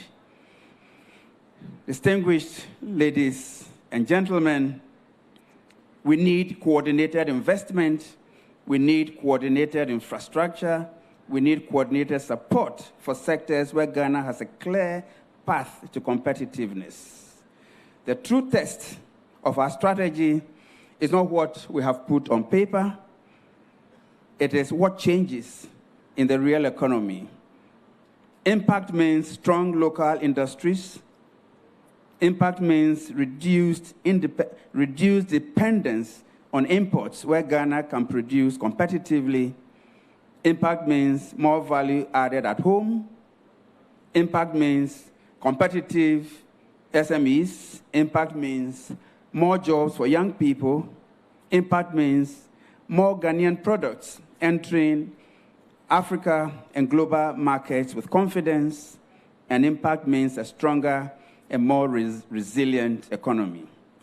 Your Excellency, given the requisite financial muscle on a sustained basis, GhanaWeb expects that by 2030, our strategic priorities and targets will yield more than a 60% increase in rice production, no less than 60% sufficiency in poultry production, a 2- to 3-fold increase in revenue from non-traditional exports, over 100,000 new direct jobs, a 4-fold increase in foreign exchange revenue from non-traditional exports, and a 40% reduction in imports in selected sectors.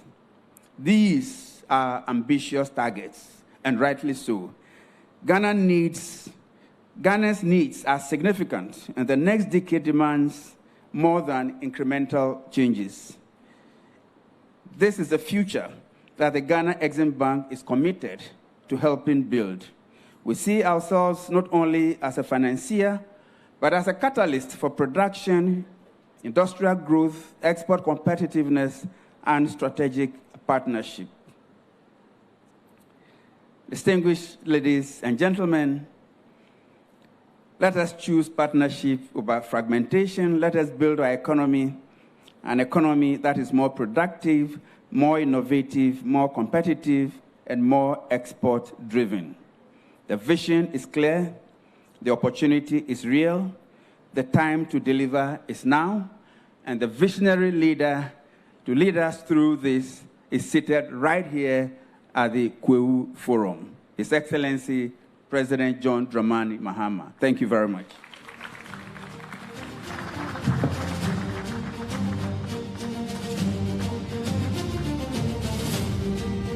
We can definitely do better. Another round of applause for him. Thank you very much, the Honorable Sylvester Mensah. And I like the fact that he talks about impact and says what really matters is not what is on paper, but what is felt.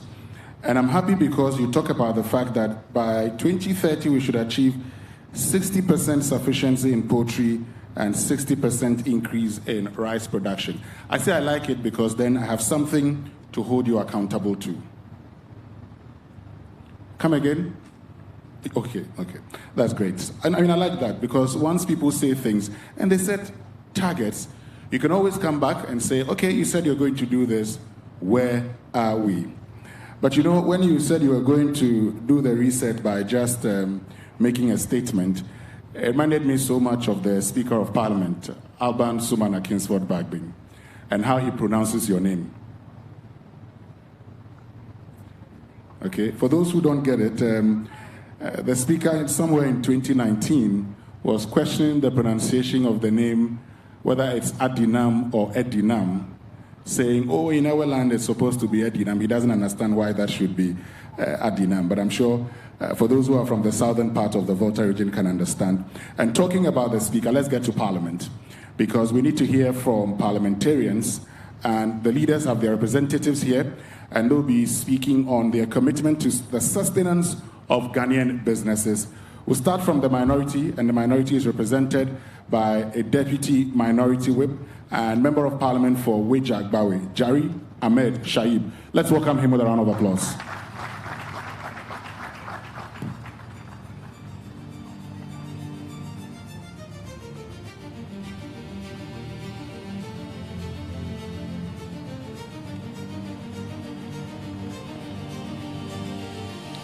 Nananum, Your Excellency John Dramani Mahama, President of the Republic of Ghana, Honorable Julius Deborah, Chief of Staff, the rep of the respected Majority Leader, Mr. Ales Apaodade, KGL Group Chairman, the Chief Justice of the Republic of Ghana, my Lord Paul Bafuboni, Honorable Ministers, senior government officials, business leaders and partners, members of the organizing committee of this forum, distinguished invited guests, ladies and gentlemen, good afternoon. I am honored to represent the minority leader, Osayin Alexander Kwamena Afenyo Markin, who regrets his inability to be with us in person. I will deliver his remarks in full as prepared for this important occasion. Mr. President, it's a distinct privilege to address you and all here gathered on this third edition of the Kwahu Business Forum, an important platform that continues to inspire fresh thinking about Ghana's economic future, while reminding us that the future of our nation is deeply intertwined with the active participation of the private sector, particularly the strength of his indigenous businesses and the vision of his entrepreneurs. Mr. President, the theme for this year, and I quote, leaders committing to sustenance of Ghanaian businesses, unquote, places a clear responsibility on everyone in this room to show through action that Ghana's business community has people who will stand with it when it matters. Sustenance is a purposeful word. It implies active, deliberate, and sustained commitment to ensuring that Ghanaian businesses do more than survive the conditions they face. Today, as we are here, that commitment begins with honest acknowledgement of what those conditions currently are, and it demands that leaders, wherever they sit, take responsibility for changing what is within their power to change. The Minority Caucus comes to this forum not simply to speak, but to be held to that standard. The minority leader, who has spent over 2 decades in both public service and private enterprise, he understands the hurdles that define the entrepreneurial journey, what it means to raise capital, to innovate through constraints, and to stay resilient in the face of shifting market dynamics and a fragile entrepreneurial ecosystem. These experiences have deepened his conviction that entrepreneurship is nation building. It is precisely because of this that as political leaders, Mr. President, we have a responsibility to depoliticize entrepreneurship, to create an ecosystem where business owners can operate without fear of being tagged or targeted. When we politicize local enterprise, we create an uneven playing field that stifles innovation and discourages risk-taking. When this happens, it is foreign businesses that stand tall, and they dominate our markets while our indigenous enterprises are made to struggle. That cannot be the path to sustainable growth. Mr. President, whilst we celebrate enterprise and actively cultivate an environment where hard work and creativity are rewarded, the success of a business should never depend on which political regime is in power, nor should it be stifled by partisan labels. Our role as political leaders is not to frustrate any private sector actor, but to foster a fair and enabling environment where merit, innovation, and hard work is rewarded. Mr. President, and as we nurture this culture of enterprise, we must also take a hard look as to how we extend opportunity, particularly to the youth. They must be supported when they demonstrate potential, creativity, and drive. The Minority Caucus has spent recent weeks in structured engagements with the Ghana Union of Traders Association, GUTA, with the Ghana Employers Association, GEA, and the Association of Ghana Industries, AGI. We also listened to farmers and SME operators across sectors. What we heard is sobering, and it bears directly on the theme of this forum. The current lending rate stands at 10.70%. Lending rates for SMEs continue to range well above that benchmark, with most banking pricing one-year SME loans significantly higher. Once margins, fees, and associated charges are applied, between 60 and 80% of Ghana's small businesses do not survive their first 5 years, largely because they cannot access affordable credit at the tenure their investment cycles actually require. The banking sector's collateral requirements lock out most SMEs before the conversation about rates even begins, and the maximum loan tenure commercially available remains wholly inadequate for manufacturing and agro-processing enterprises that need patient capital to grow. A headline lending rate of 10.70 means nothing to an industrialist who cannot meet the collateral threshold to access it, or who is offered a 2-year facility for an investment that requires 10 years. The financial sector's mandate to support indigenous enterprise cannot be fulfilled under these conditions. We cannot preach entrepreneurship while the system we preside over makes capital structurally inaccessible to the entrepreneur we are preaching to. Mr. President, the AGI has documented manufacturing lines running below capacity, not because of weak demand, but because the energy cost of food production exceeds the price at which the product can profitably be sold. That is not a market problem. That is a policy problem. Import VAT, excise duties, the NHIL, and the Get Fund levy are paid simultaneously by the same businesses on the same transactions. The combined burden of these obligations on a single producer in a single sector has never been properly assessed in its totality by this government. This administration came into office with a mandate to improve the business environment. Instead, it has added to the burden, left the architecture unreformed, and offered industry nothing but more levies and less consultation, Mr. President. The manufacturer is being squeezed from both ends, caused that this government will not reduce an import competition that it cannot match. No business can plan for growth in such an environment. Mr. President, the publican trade solution has been deployed for excise duty assessments without independent validation against an unreformed duty schedule and without a functioning appeals mechanism. Compliant businesses have faced assessments several times higher than what identical past consignments attracted, with no recourse and no explanation. The affected business community learned that an appeal mechanism was even being considered just one day before their engagement with us as the Minority Caucus. This is not how a government that champions enterprise should treat its business community. The pattern that has emerged across our engagements with industry is as troubling, and we will display that as follows. It is consistent. Policy is conceived, drafted, and announced, and industry is invited to a meeting afterwards and told that that constitutes consultation. Mr. President, I'll take that again. The pattern that has emerged across our engagements with industry is as troubling as it is consistent. Policy is conceived, drafted, and announced, and industry is now invited to a meeting afterwards. That constitutes consultation. Across every sector, our caucus has engaged, from employers to manufacturers to traders.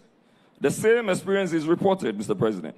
Formal representations submitted and ignored, legislative changes effected without prior engagement, and regulatory decisions imposed on the very businesses that must live with their consequences.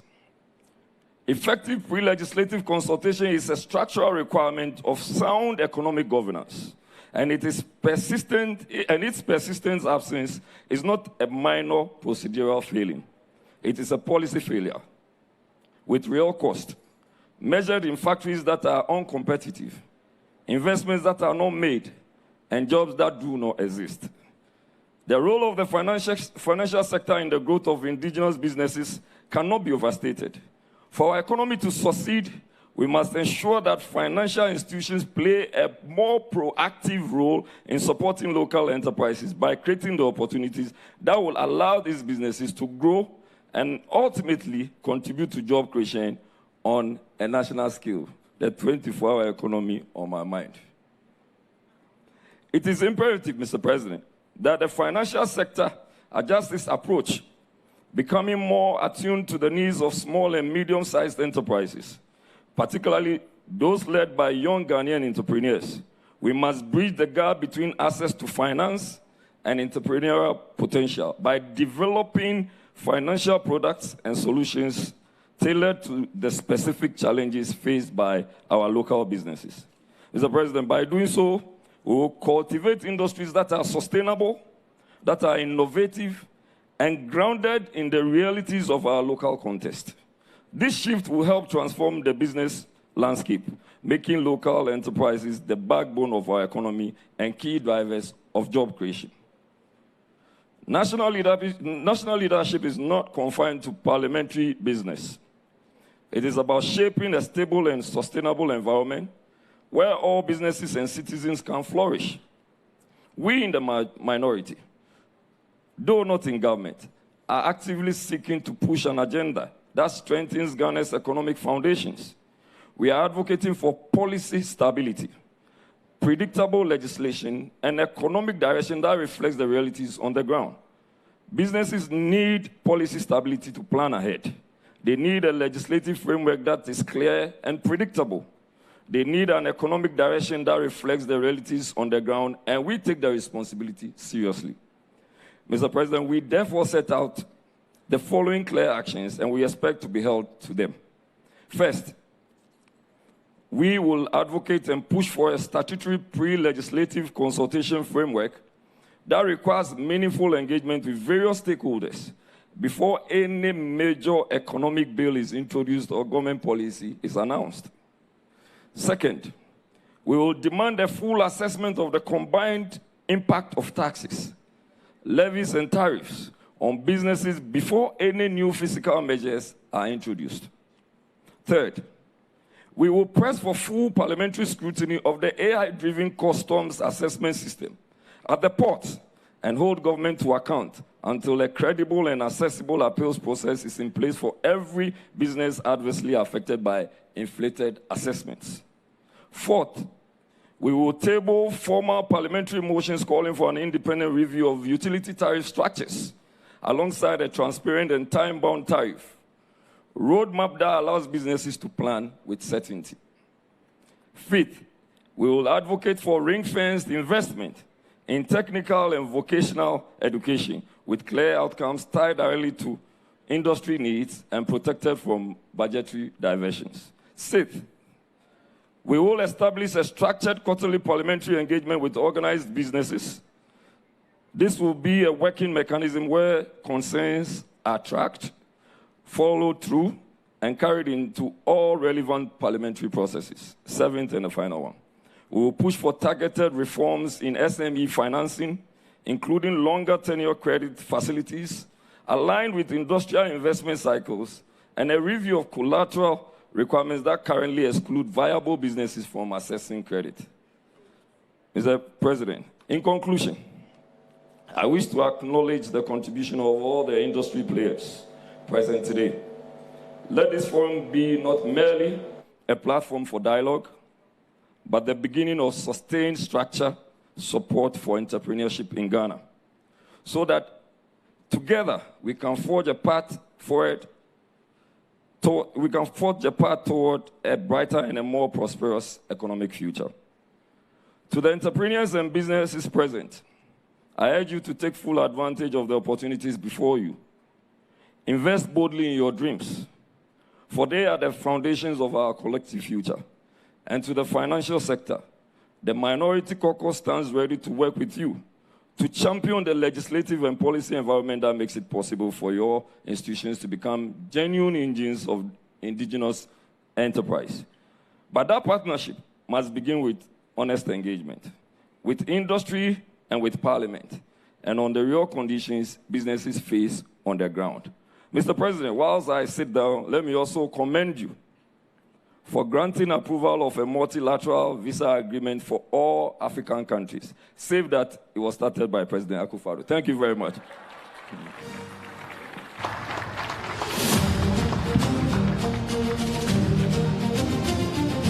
We can definitely do better. Another round of applause for the Member of Parliament for Wejagbawe and Deputy Minority Whip Jerry Ahmed Shaib. And I like the fact that, you talk about Ghanaian businesses, the fact that we should depoliticize businesses, we should focus on growing businesses. I'm also happy as a farmer, you're talking about patient capital. It's something we lack in this country, because anytime you want to access funds, you look at everything and ask yourself, is it really worth it? It's because sometimes you go for these funds, no moratorium, you're expected to pay. You're not yielding any results also. So there's always the need to be giving time. Like our people say, give time some time. We'll now hear from the majority, represented by the Member of Parliament for Afram Plains North, the Honorable Walasi Belly. Let's welcome him with a round of applause.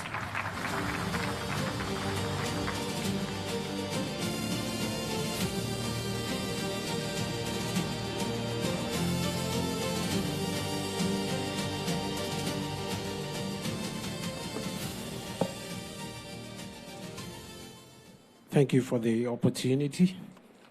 And Your Excellency, as for our colleagues on the other side, they are like the proverbial 83 mother who cooks boko boko and tell their children there's banku under.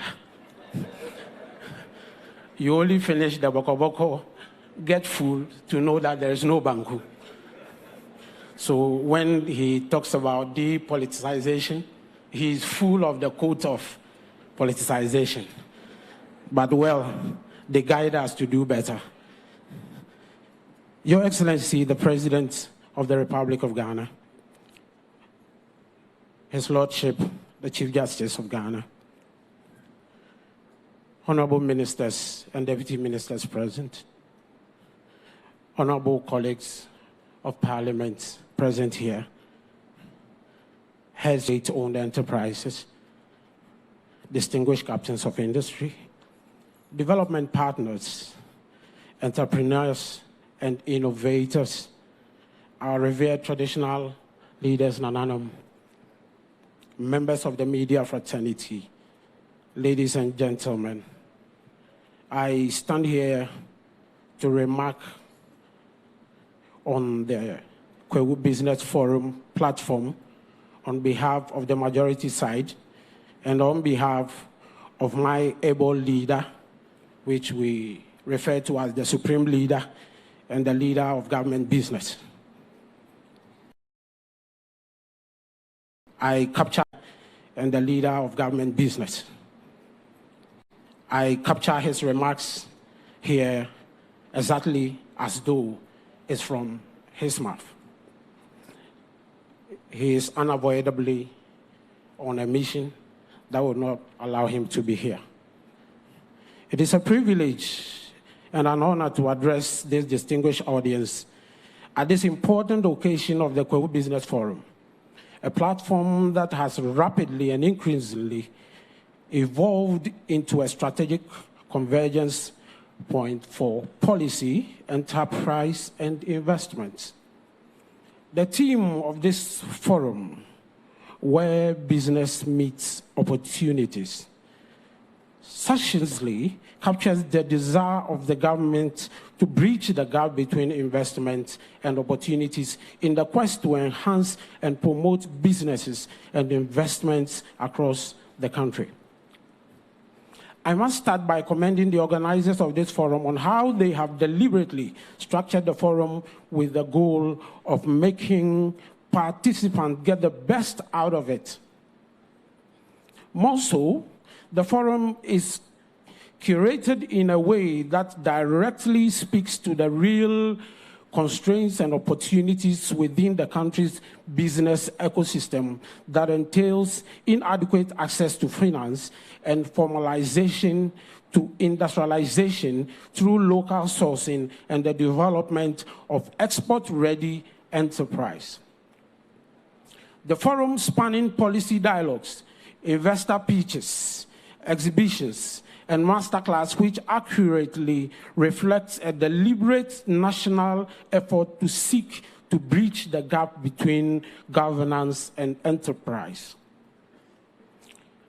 Ladies and gentlemen, it is important to humbly admit that this point that economic transformation cannot be engineered by the government alone.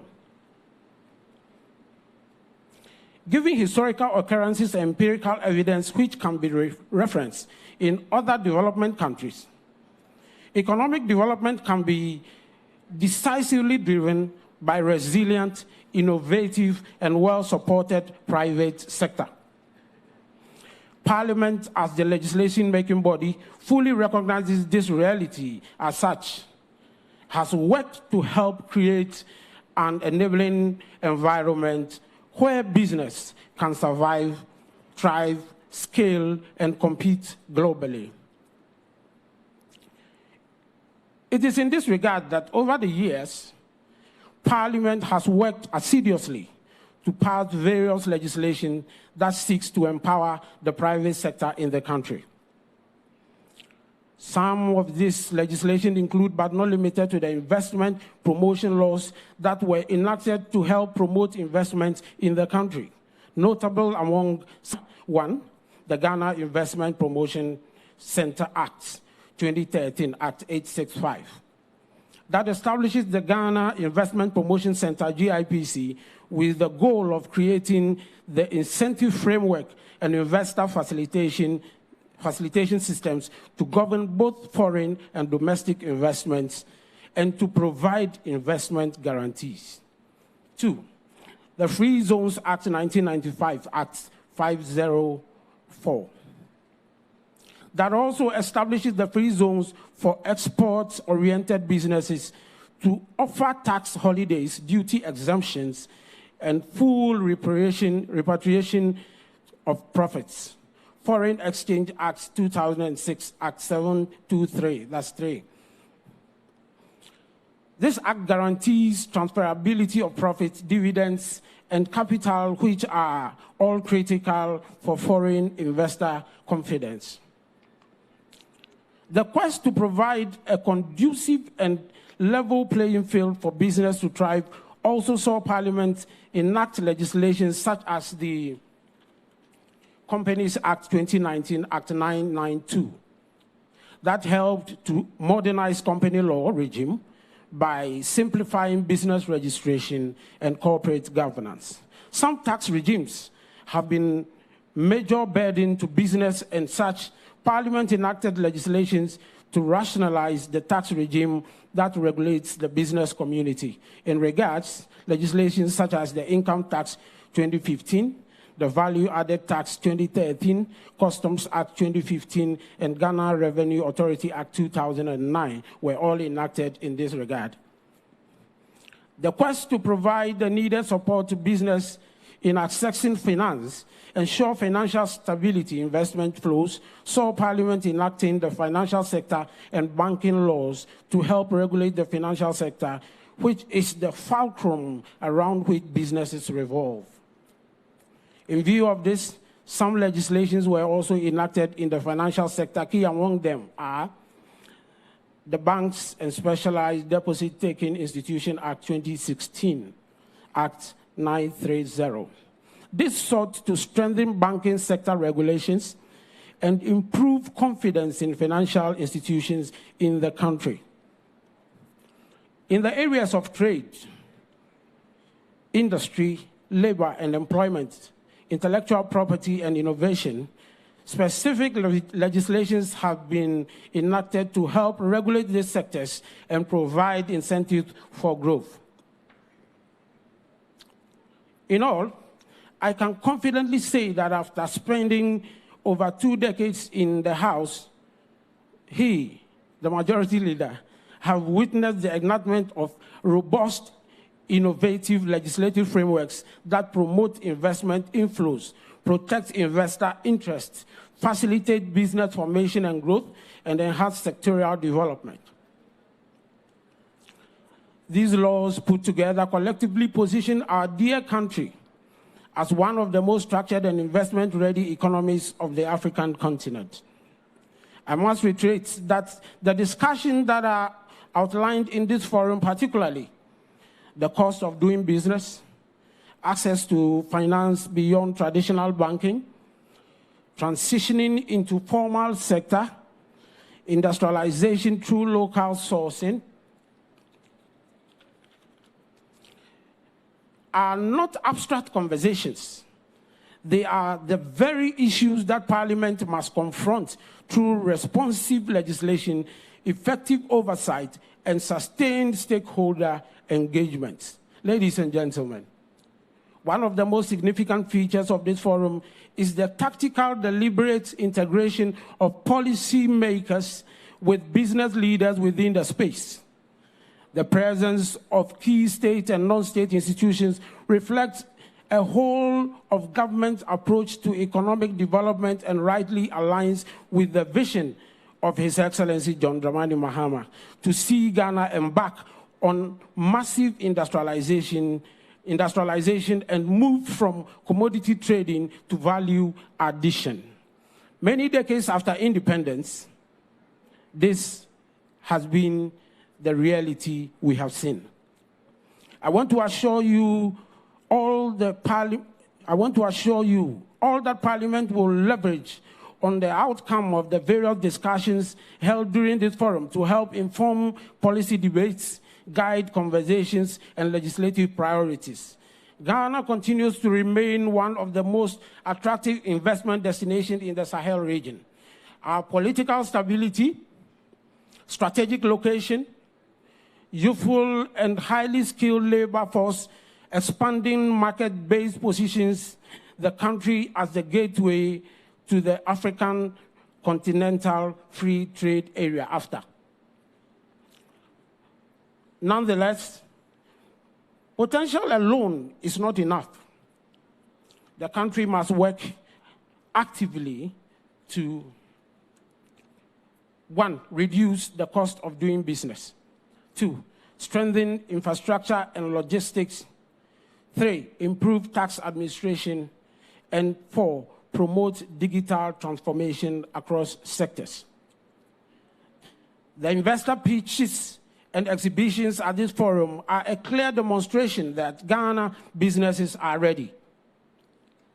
What they require is sustained support, access to markets, and a policy environment that rewards innovation and compliance.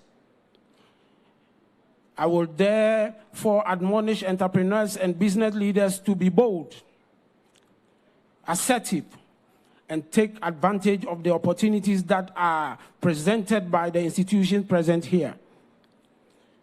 I dare you to position your business not just for survival, but for scale and export competitiveness. To the financial institutions and investors present here with us, I would also urge you to go risk aversion and invest in Ghanaian enterprises. The resilience of the Ghanaian to succeed is the best guarantee that anyone can afford, and I promise that you will be investing in the next multi-billion industries in their formative years. The future of our economy depends on your willingness to back innovation and growth. To colleagues in Parliament and government, I beseech us, listen carefully to the voices emerging from this forum. Let us translate this conversation into concrete policy actions. Lastly, I will say that the Kwahu Business Forum is more than an event. It is a statement in intent.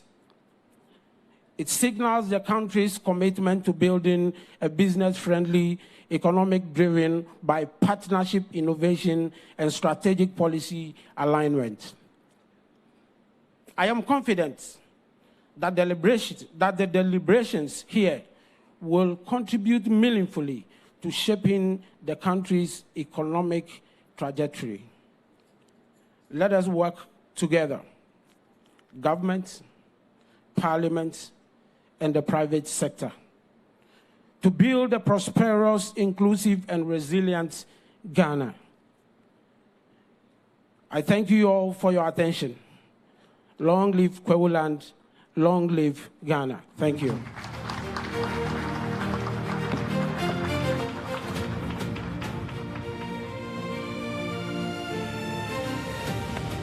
Another round of applause for him, please. We are moving right to the points that many people have been looking forward to, the presidential keynote address. And the president will be speaking on the theme, Accelerating Private Sector Growth and Industrial Transformation in Ghana. Can we all stand up and welcome the president as he addresses us? With a round of applause, please.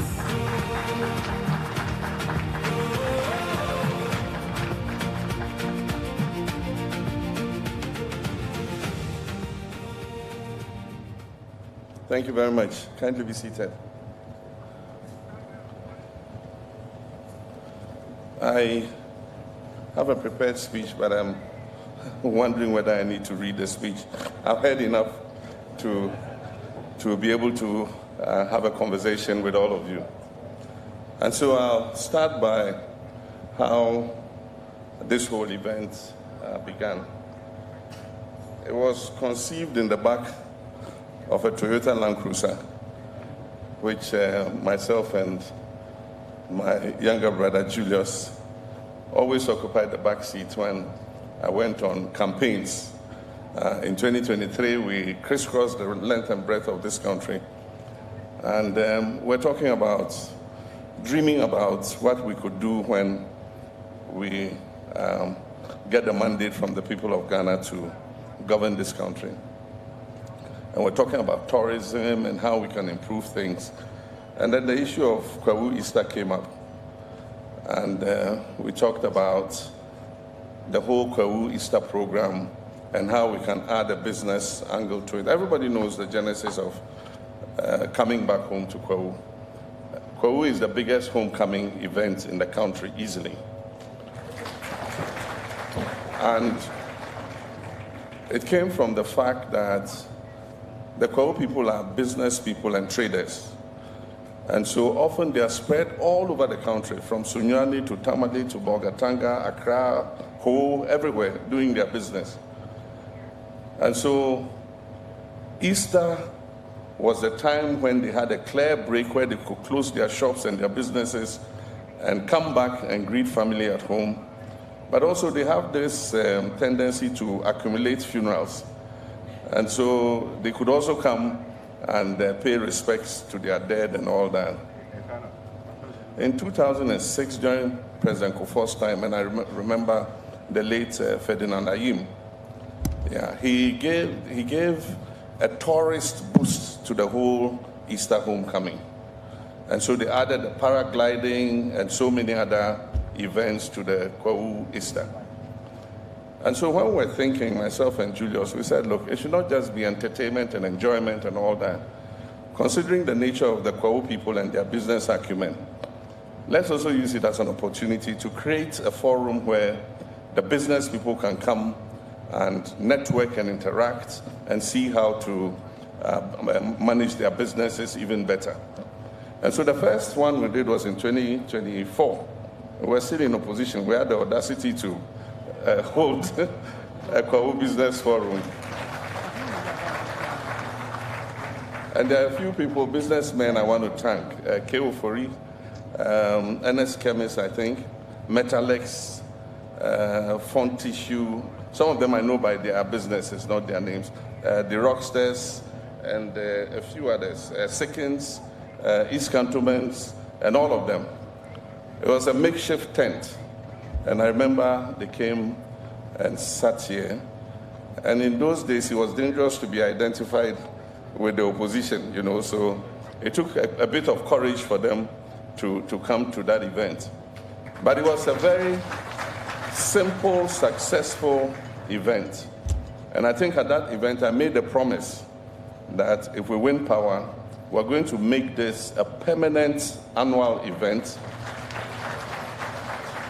and that we're going to make it one of the biggest business forums that takes place annually in this country. And I promised that I was going to drag my ministers, the bank managers, the leaders of SOEs and everybody, if I become president, to come and attend the forum. And so last year, we brought almost everybody. All the banks were here, fintechs, you know, small and medium enterprises and everybody. And they saw how useful it was. The networking and all that was very useful. And so this year, they are here again in their numbers. And we said that we will have all of them reporting what they've been able to do after they left the forum of last year. And so I'm happy that our MD for Ghana Exim has been able to give us a report about 3 businesses that they are supporting. And I wish that they will support some more.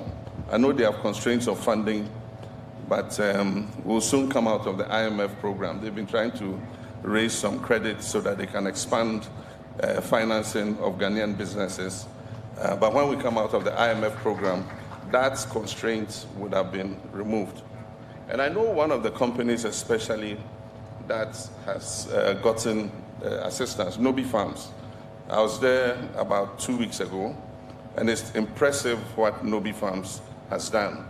7,000 hectares of rice under irrigation, all year round harvesting of rice. And this financing is to allow them to install a mill to be able to mill their own rice and bag it and make it ready for the market. So this is a very critical source of credit. We want to take this whole thing a step further. And so we are working with Metalex and Trazaco to build a permanent convention, conference, and exhibition center on this site.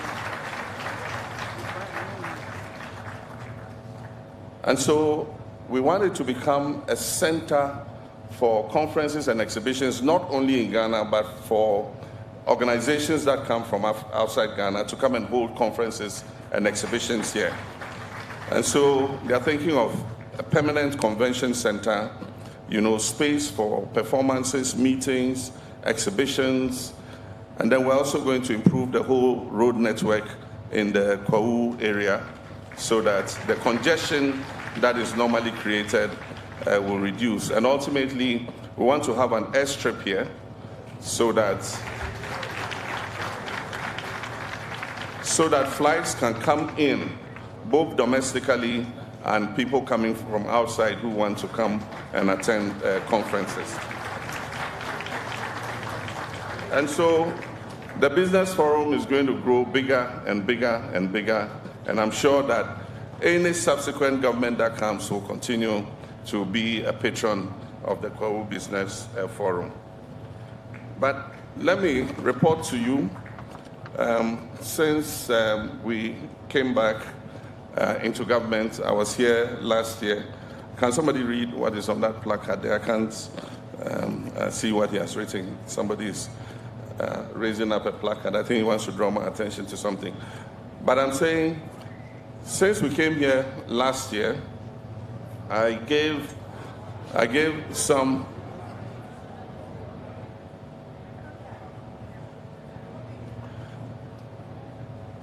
Ghana is a land of free speech, and so I'm sure he has some beef with somebody.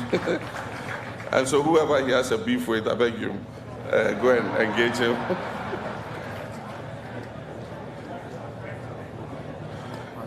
And so, since the last forum, I'm happy to report to you that the business environment is much, much, much better than it was before. Business confidence has come back, foreign direct investment is increasing, and even domestic investment is increasing. In addition, government's appetite for debt has gone down.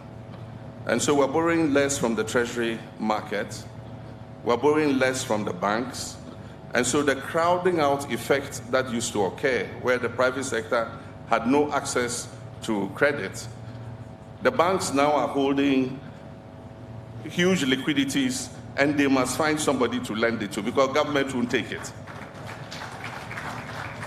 Treasury bill rates are low, so if you put your money in treasury bills, you won't get much. And so you must look to the private sector to give financing. And I'm happy that the Ghana reference rate has come down. And so interest rates have come down.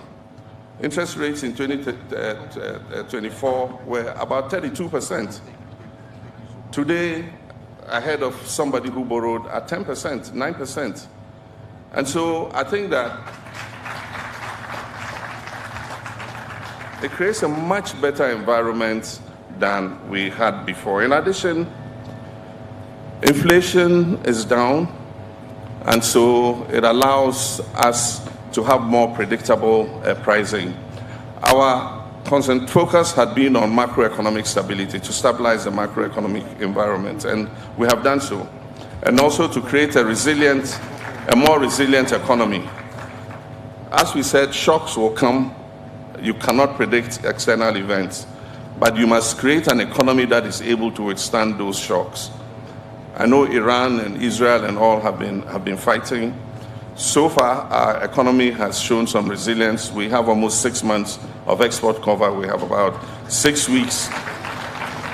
We have about 6 weeks of petroleum stock in our tanks, and so there's no danger of us running out of petroleum within the next 6 weeks. Even as we're using the reserve stocks, we also are replenishing it, and so there's no danger that we would have queues at filling stations and other places.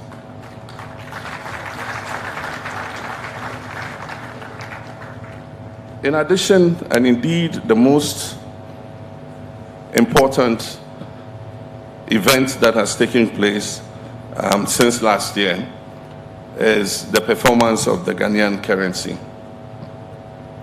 The currency has stabilized, and it has made the investment environment more predictable for business people.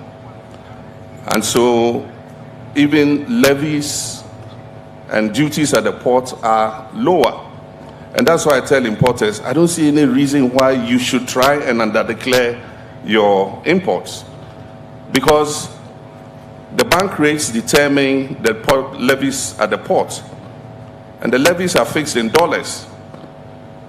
And in 2024, you were bringing your goods in, and you were paying the equivalent CD of $16 or $15, whatever it is. Today, you are paying the equivalent of $10.9 CD to the dollar. So it means that automatically your duties and levies have come down in CD terms. So there should be no incentive for anybody to still want to cheat government. But we know that they say in every house there's a Mensa. People would, if they have the opportunity, do it. And so it leads me to one of the things Jerry said about AI. Digitalization and artificial intelligence is being employed. It's something whose time has come. The system Ghana is using today is so far being used by 21 other countries. And so it is something whose time has come, and the Ministry of Finance has started implementing it. I've heard a few complaints about unfair, imposition in terms of what duties and levies have to be paid. And so the ministry has an appeal system. So far, it is held 2 days in a week. I have advised that they increase the number of days. And so if you get your invoice and it's a legitimate invoice, and of course, sometimes AI and any digitalization can get things wrong. And so if you have your legitimate invoice and you think that have been imposed are higher than you actually should pay, I'm sure if they are lower, you even decide to appeal, you'll be happy and go away. But if they are higher, then you normally take it to the appeal. They go through the process and they vet your invoice. And if it is justified that, yes, you have been overcharged, the appropriate duties and levies are reduced.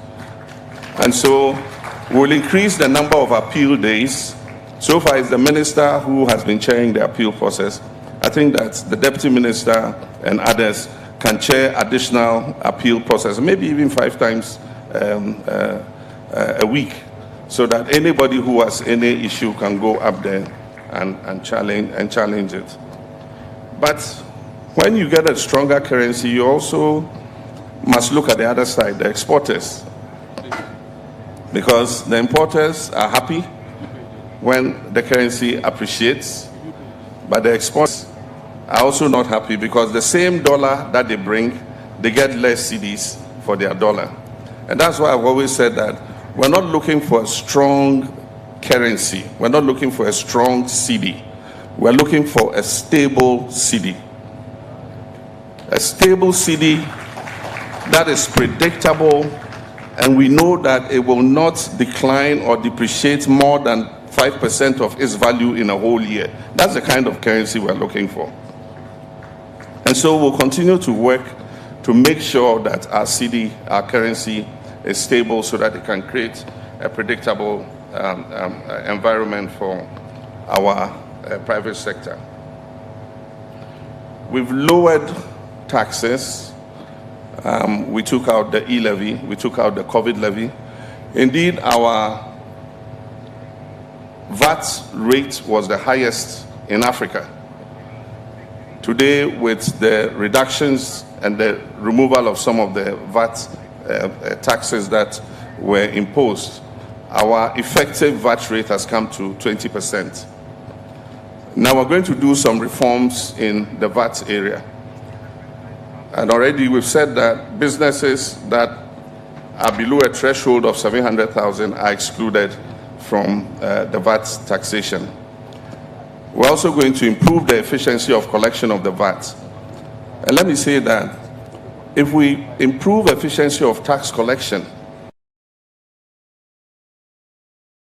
the incidence of tax on individuals, if we're collecting VAT more efficiently, we can decide to reduce the effective VAT rate so that it makes things cheaper, it makes our industrialists able to invest more. And so I'm happy Alex talked about good corporate citizenship. And I'm looking forward to when he goes and presents his 150 million cedi check to GRA. And I encourage all you, the big businesses, don't hide and go and present your checks. Go and stand there with GRA and let them receive the check. Let's see that you're paying your taxes and you're good corporate citizens. Alex talked about succession planning. And I believe that that's something that we need to do. Because even in local businesses, that is the informal sector. Growing up as a teenager in Tamale, there was a popular Tozafi joint. And I think she was called Ayi or Ma'amina or something. And if you were growing up in Tamale and you didn't eat that TZ, then you really were not a Tamale resident. And I went back to Tamale at a point and I wanted to eat TZ. And I asked, is this business still running? And they said, oh, yes. I don't remember the name. Oh, she died, but her daughter has taken it over. That is effective succession. Like Alex was saying, the major problem with most Ghanaian businesses, the founder, once the founder is gone, then there's no proper succession planning. Relatives start quarreling over the business, and before you see, the business goes under. So we don't have sustained businesses. Businesses rise and they collapse. Businesses rise, new ones come and they collapse. And so let's, even as we're growing our businesses, we're talking about scaling up. I mean, if you're scaling up, you must have proper succession planning. Because if you grow from a small enterprise into a big enterprise, we don't want the founder one day when he's not there to have that business collapse. So there should be succession planning. It can be a family business. And so you must identify one of your children, if you want to make it a family business, to come into the business early and understudy you. And I'm going to say for one company that is doing well, and that is Kasapreko. The owner of Kasapreko is my friend, and he told me, I've done enough, I'm retiring to my village. He's gone to his village, he's planted cocoa farms, he's looking after chickens. He's asked me to come and take a look at what he's doing in the village. And his son is running the company, and the company is even growing bigger than when their father ran it. So succession planning is something we must look at. And then Alex also talked about permanent startups. Companies that never grow. Every day they are startups. Every day they are startups. The thing is, we must also introduce mergers and takeovers. And so for the big businesses, you must be looking at the startups. And if you think that you can take it and invest in it and grow it to the next level, you can do that. Because sometimes the managerial competence of the one who has started the business is not enough to take it to the next level. That is why he remains a constant startup. And so if there are businesses that are startups, they have constraints of credit, but you can raise credit because the banks know you and they'll give you money. You can take that business over. You can let the startup owners have some small equity in it, and then you take the business and take it to the next level. We have mergers. You can merge companies. That is how it's done outside. There are actually people who are experts in startups. And so they take a business, they grow it, it has a lot of potential, and then he looks for a big company and he sells it off, and the company takes it over. He takes the money, goes and invests and starts another business. Until we are prepared to be able to take some of these bold decisions, we'll continue to have problems. And so we shouldn't be afraid to take over companies and also to invest in smaller companies and take them to the next level. With regards to the 24-hour economy initiative, credits to Parliament, they've passed the 24-hour authority bill. And so we're in the process of setting up the offices and employing the officers into the authority. They will begin the registration of companies under the 24-hour initiative. And I believe that there are many companies that already are working multiple shifts. Centuo and all of them are already working multiple shifts.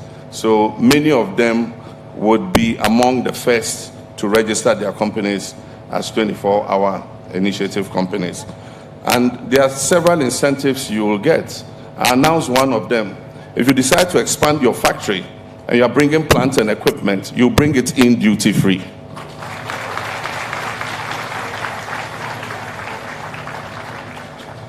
And so those are some of the incentives for existing businesses that already are running 3 shifts who register on the 24-hour economy. Aside from that, you will have fast-track clearing of all your imports at the ports.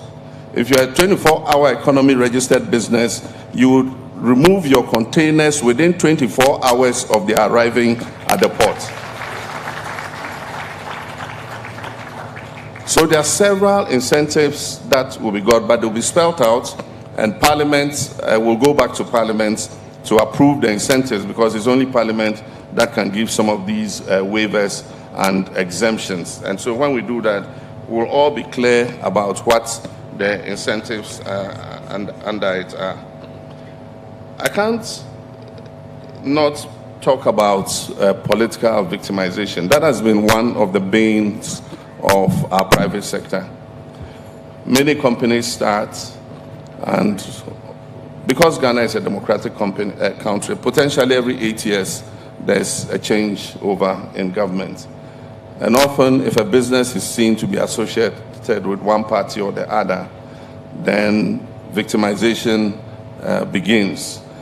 And so, like Jerry said, it is something that we should not encourage.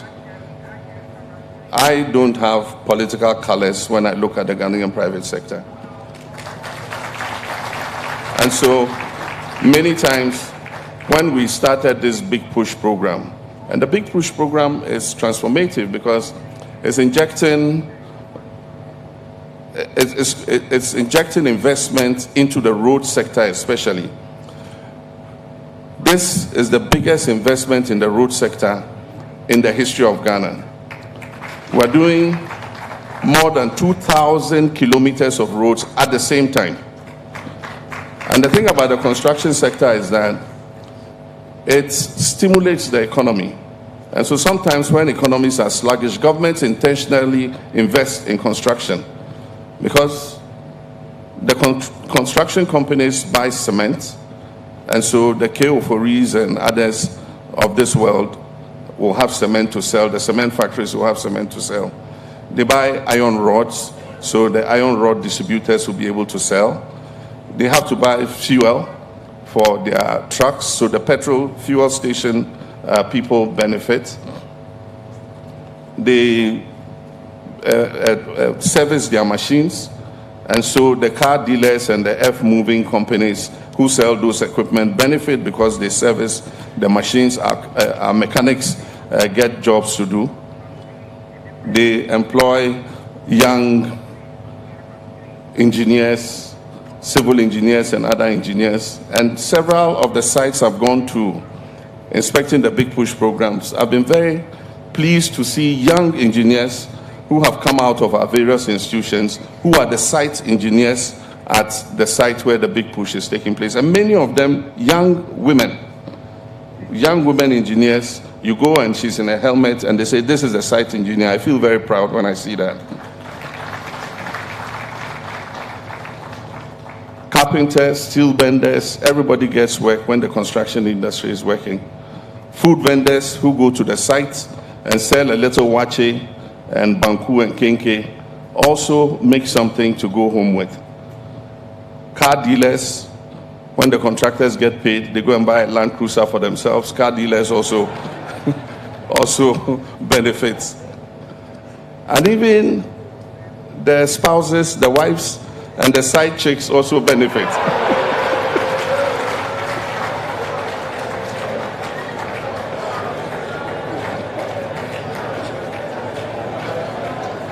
Because when they are paid and they get something, they give their wives and side chicks, you know, some of the money. And that's an important avenue because you know where that one too goes. When the spouses and the side chicks too get, hairdressers get, dressmakers get, jewelry shops get, handbag sellers get. So don't discount that one at all. You know, so let me get back to the point. So when we were doing all this Big Push program, you know, somebody came and said, look, they're distributing it, they're giving it to MPP contractors. And I said, and so? Don't they have the capacity to do the job? Oh, yes, they have, but they enjoyed when their party was there. It's time for NDC contractors too. And I said, look, they have the capacity, they have the equipment, they employ Ghanaians, they don't employ Togolese or people from some other country. And so why not? Anybody who has the capacity to be able to move the project should be given it. Because for me, it's not about who does the project. For me, the credit is that at the end of my term of office, I was able to repair all those roads, no matter who did it. And so, political victimization is real, but I also encourage companies to become independent. We must not all rely on government supplies. And so there are people whose businesses are built on government's patronage. And so if government changes, then easily it says, oh, okay, we won't do this for you. We've canceled this contract, we've done this. There are a lot of companies, government really has to even encourage them and reward them for what they are doing. And so we must create an environment where the regulation is fair, everybody has the same opportunity, and everybody is able to get a good return on their investment. Because if our private sector gets a good return on its investment, then it's going to reinvest that money to expand their businesses or even to put it in real estate. And that, all that goes to improve the gross domestic product of Ghana. And so we should look at that. One of the major areas that I must talk about is the power sector. The power sector has been a drag on Ghana's economy for a long time.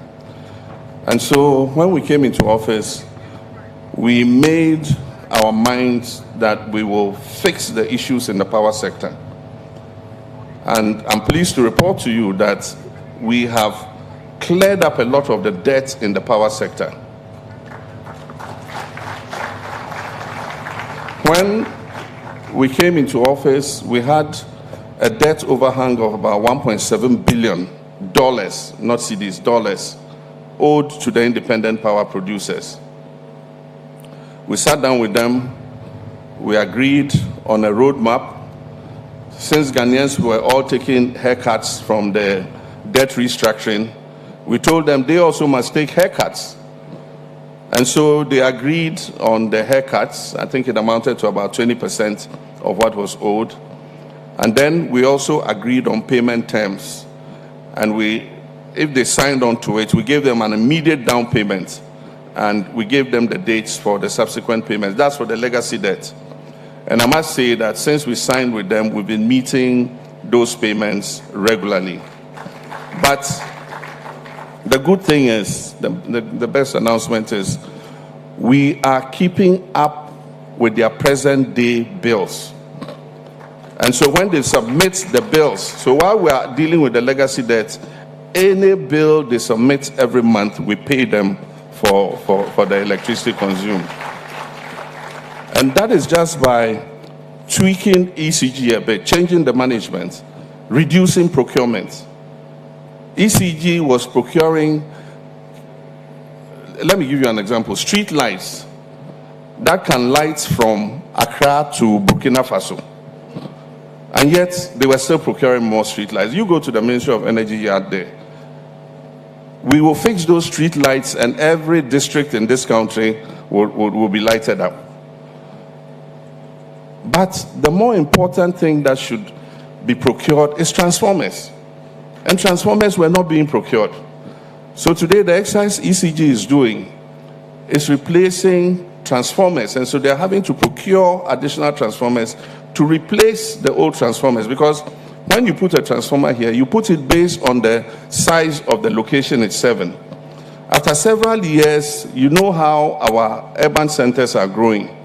And so you find that more people finish their houses and they connect, and suddenly the transformer is not powerful enough to provide electricity to the whole area. So you need to come and take that transformer out and put a bigger transformer in its place. And so that's the exercise ECG is doing all over. So sometimes when your life goes off, it's because of the work they are doing to improve the power supply in your area. But after we changed the management of ECG, aside from the huge procurements that were being done, they were also not collecting enough of their revenue. They were making almost 42% losses, commercial and technical losses. And so revenue that was collected monthly was about 900 million, 1 billion, maybe 1.1 billion. Since the new management came, revenue collection has jumped up to 1.9 billion in one instance, almost 2 billion. And then we had what we call the waterfall mechanism. And so all that money was supposed to go into the waterfall mechanism. And the first thing we do is we take out the money for ECG's own expenses, their salaries and other administrative expenses. And then the rest of the money, the next charge is to pay the independent power producers. And then another part goes to procurement. But in the past, when the money comes, ECG will take what it wants. Oh, this is what is available for the waterfall mechanism, so you people share this one. And obviously it wasn't enough. And so it kept leading to a deficit. So now the deficit is not going up because we're paying them monthly for the power produced, and we've reached agreement with them to pay down the legacy debt. In addition, one positive development is that we're running more of our thermal plants on gas, and we're no longer importing crude oil to run them. We import the crude oil, but we keep it just in case there's a trip. Sometimes West African gas power plant, the power line, the pipeline goes off, and so you have to turn some of the thermal plants into liquid fuel. They are binary plants. They can use liquid fuel or gas. But currently, most of our power plants are using gas, and that's also because we've paid back the guarantee that the World Bank gave ENI to produce the gas. And also we're paying ENI and the Jubilee partners for all the gas they are supplying. And so they are increasing their volumes. They've actually increased their volumes, both ENI and Jubilee. So now we have more gas to feed our power plants. And of course, we're getting gas from Nigeria, from the Nigerian the West African gas power plant. So we are all concerned about what is happening in Iran and Israel. It has led an increase in petroleum prices from $68 per barrel to almost $120 per barrel. And so the low fuel prices we used to enjoy, which was about 10, 11 cedis per liter, has suddenly gone up. For petrol, it's 13 point something, and for diesel, I see 15 point something, 16. We're all praying that that conflict will come to an end sooner than later. But I must assure you that this economy is more resilient than it was in the past. So I can confidently tell you that the economy is not going to crash because of the war.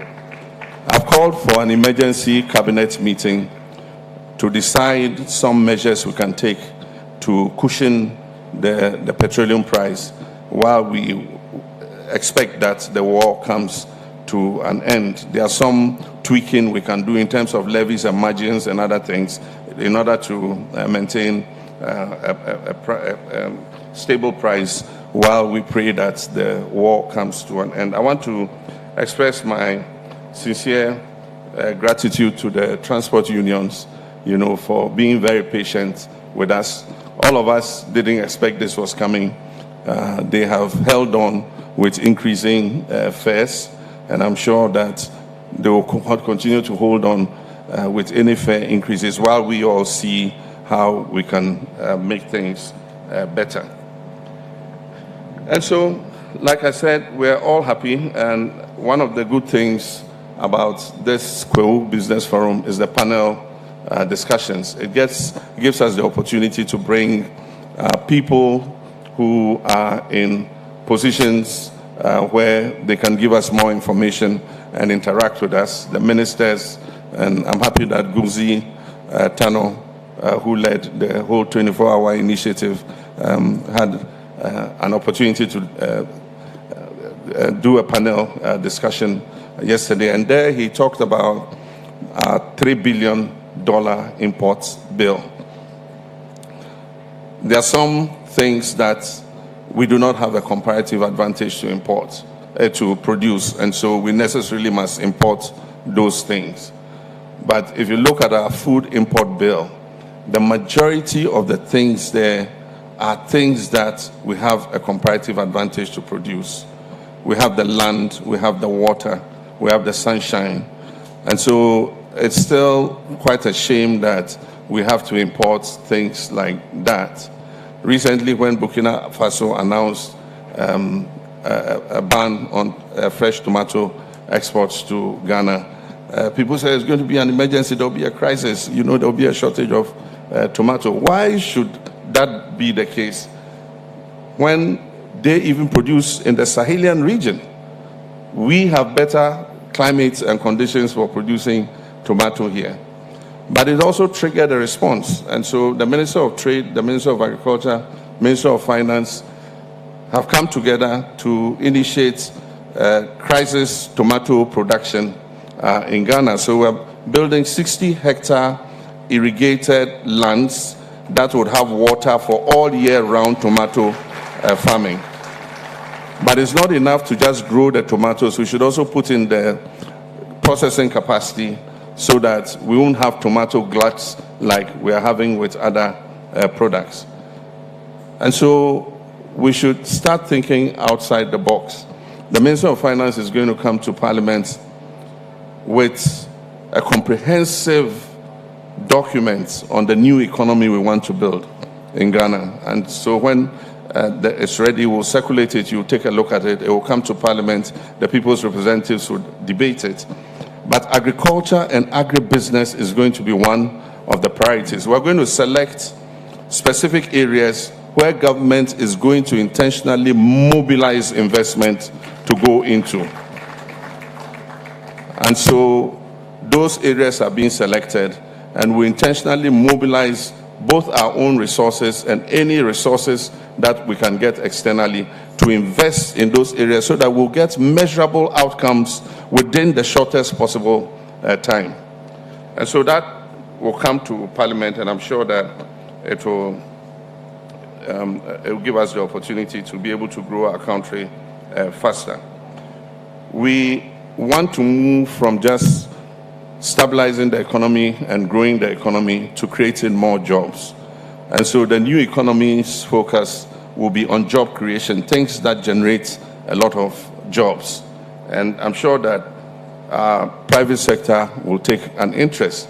It is going to be private sector driven. Government is not going to own or run any of those projects. We will leverage the investment, but the private sector will be the one to establish the projects and run the projects. So these are some of the things that are coming up, and even though I had a speech, I think I will not inflict the speech on you. I've had enough to say, and so I want to thank all of you who have come.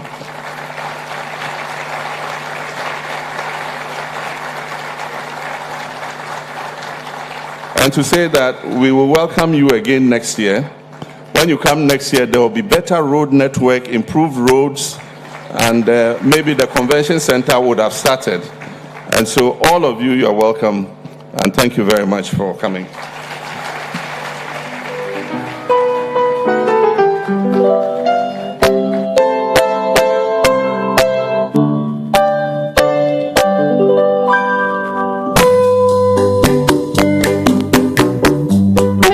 Huge round of applause for His Excellency the President.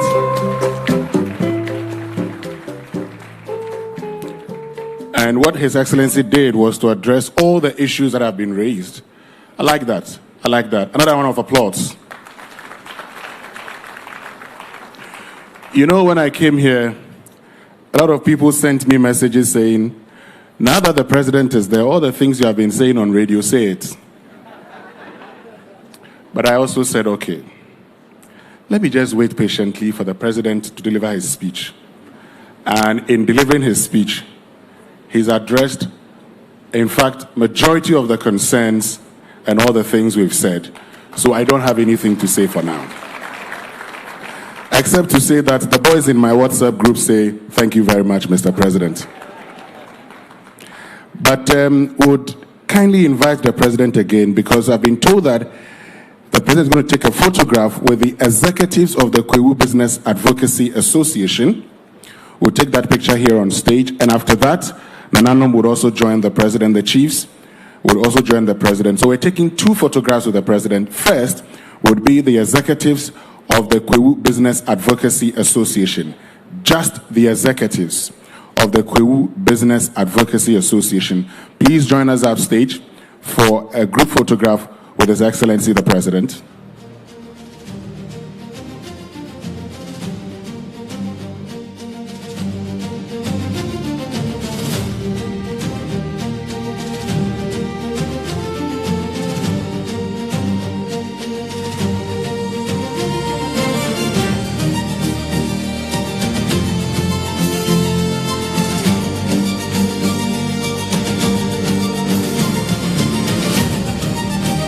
Executives of the Kwahu Business Advocacy Association.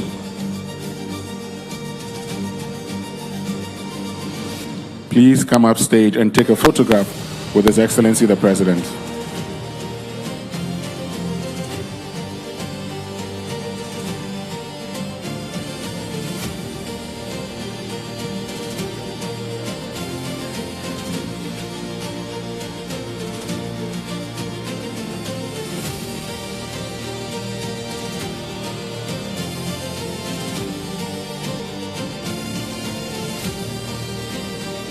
Minister for Trade, Agribusiness and Industry, please join us.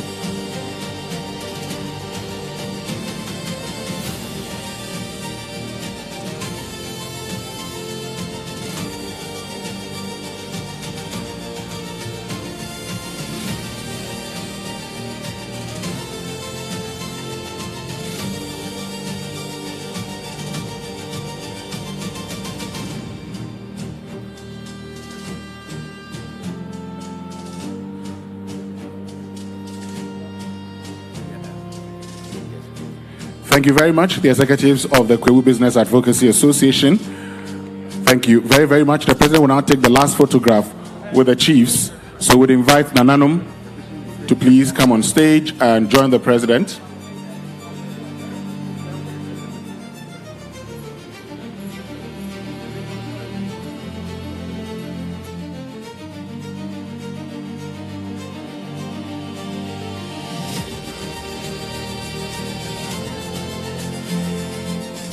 Thank you very much, Nananum.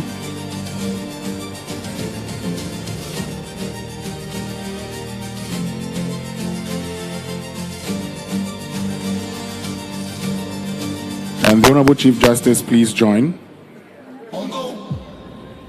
With the Chairman of KGL, yes, please. And the Eastern Regional Minister.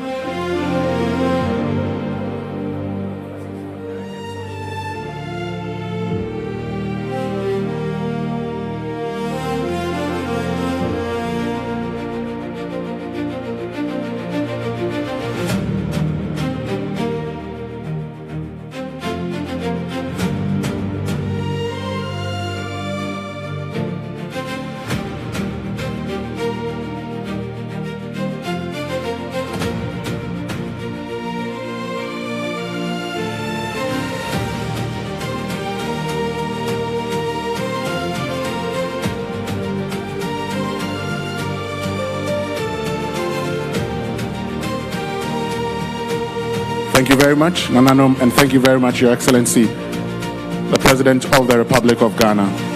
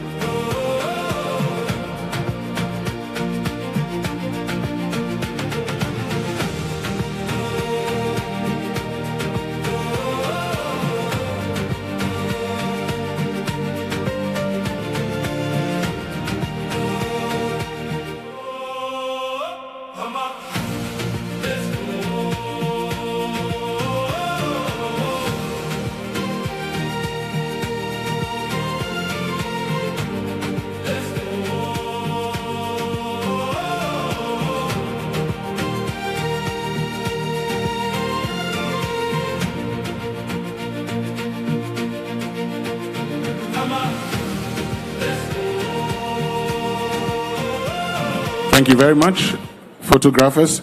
But let me just acknowledge the presence of the Member of Parliament for Mpraiso, Davis Opoku, is here. Just give us a wave. Thank you very much. Davis Opoku, OPK, we called him when we were at the university. I'll tell you his story another day.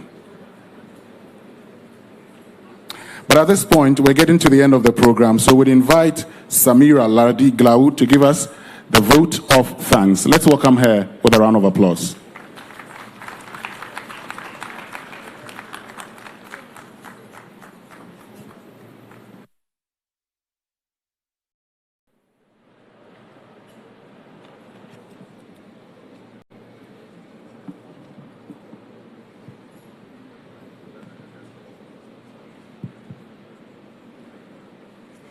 Your Excellency, the President of the Republic of Ghana, John Dramani Mahama, the Chief Justice, Honorable Chief of Staff, Honorable Members of Parliament, distinguished traditional leaders and chiefs, captains of industry, our esteemed sponsors and partners, invited guests, ladies and gentlemen, good afternoon and a happy Easter to you all. On behalf of the organizing team of Kwahu Business Forum, it is both an honor and a privilege to deliver this vote of thanks. Your Excellency, we're deeply grateful for the honor of your presence, both at yesterday's networking gala and today's event. Your continued engagement sends a strong and clear signal of your unwavering commitment to private sector growth, investment promotion, and the long-term economic transformation of our nation. To our distinguished guests, we extend our sincere appreciation for your presence and active participation. Your contributions have enriched the dialogue and strengthened the purpose of this forum. Your Excellency, your leadership continues to inspire confidence in Ghana's private sector. Thank you. Your presence has not only elevated this gathering, but has also set a purposeful and energizing tone for all involved. We wish to express our profound gratitude to the Honorable Chief of Staff, Julius Deborah, whose instrumental role in conceptualizing and advancing this initiative has been invaluable. Through his leadership and in alignment with Your Excellency's vision of deepening public-private collaboration, this forum has evolved into a vibrant platform. To our honorable ministers, traditional authorities, captains of industry, and the Kwahu Business Advocacy Association, and all participants, we say a heartfelt thank you for your commitment and valuable contributions. I also wish to specially acknowledge and commend the KBF team for their tireless dedication and hard work in making this forum a success. In the same vein, we extend our sincere appreciation to Metalex and Trasaco Group for their strong collaboration, commitment, and invaluable support in bringing this vision to life. To the good people of Kwahu, we extend our deepest gratitude for your warm hospitality and for graciously accommodating us throughout this event. To our sponsors across platinum, gold, silver, and bronze tiers, we are sincerely thankful. Your participation, your partnership, and generous support have been pivotal to the success of this forum. Once again, thank you all for your participation, and God bless you all. Thank you.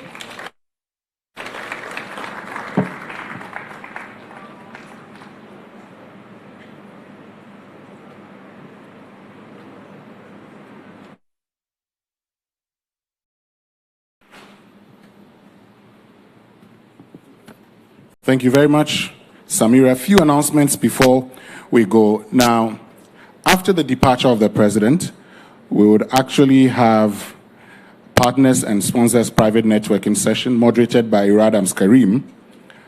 Now, that is what would happen after the departure of the President. At this point, we shall have the national anthem, and right after the national anthem, the President of the Republic of Ghana, His Excellency John Dramani Mahama, and his team would leave us, and then the rest of us would stay in here and have the partners and sponsors private networking session. Shall we please have the national anthem?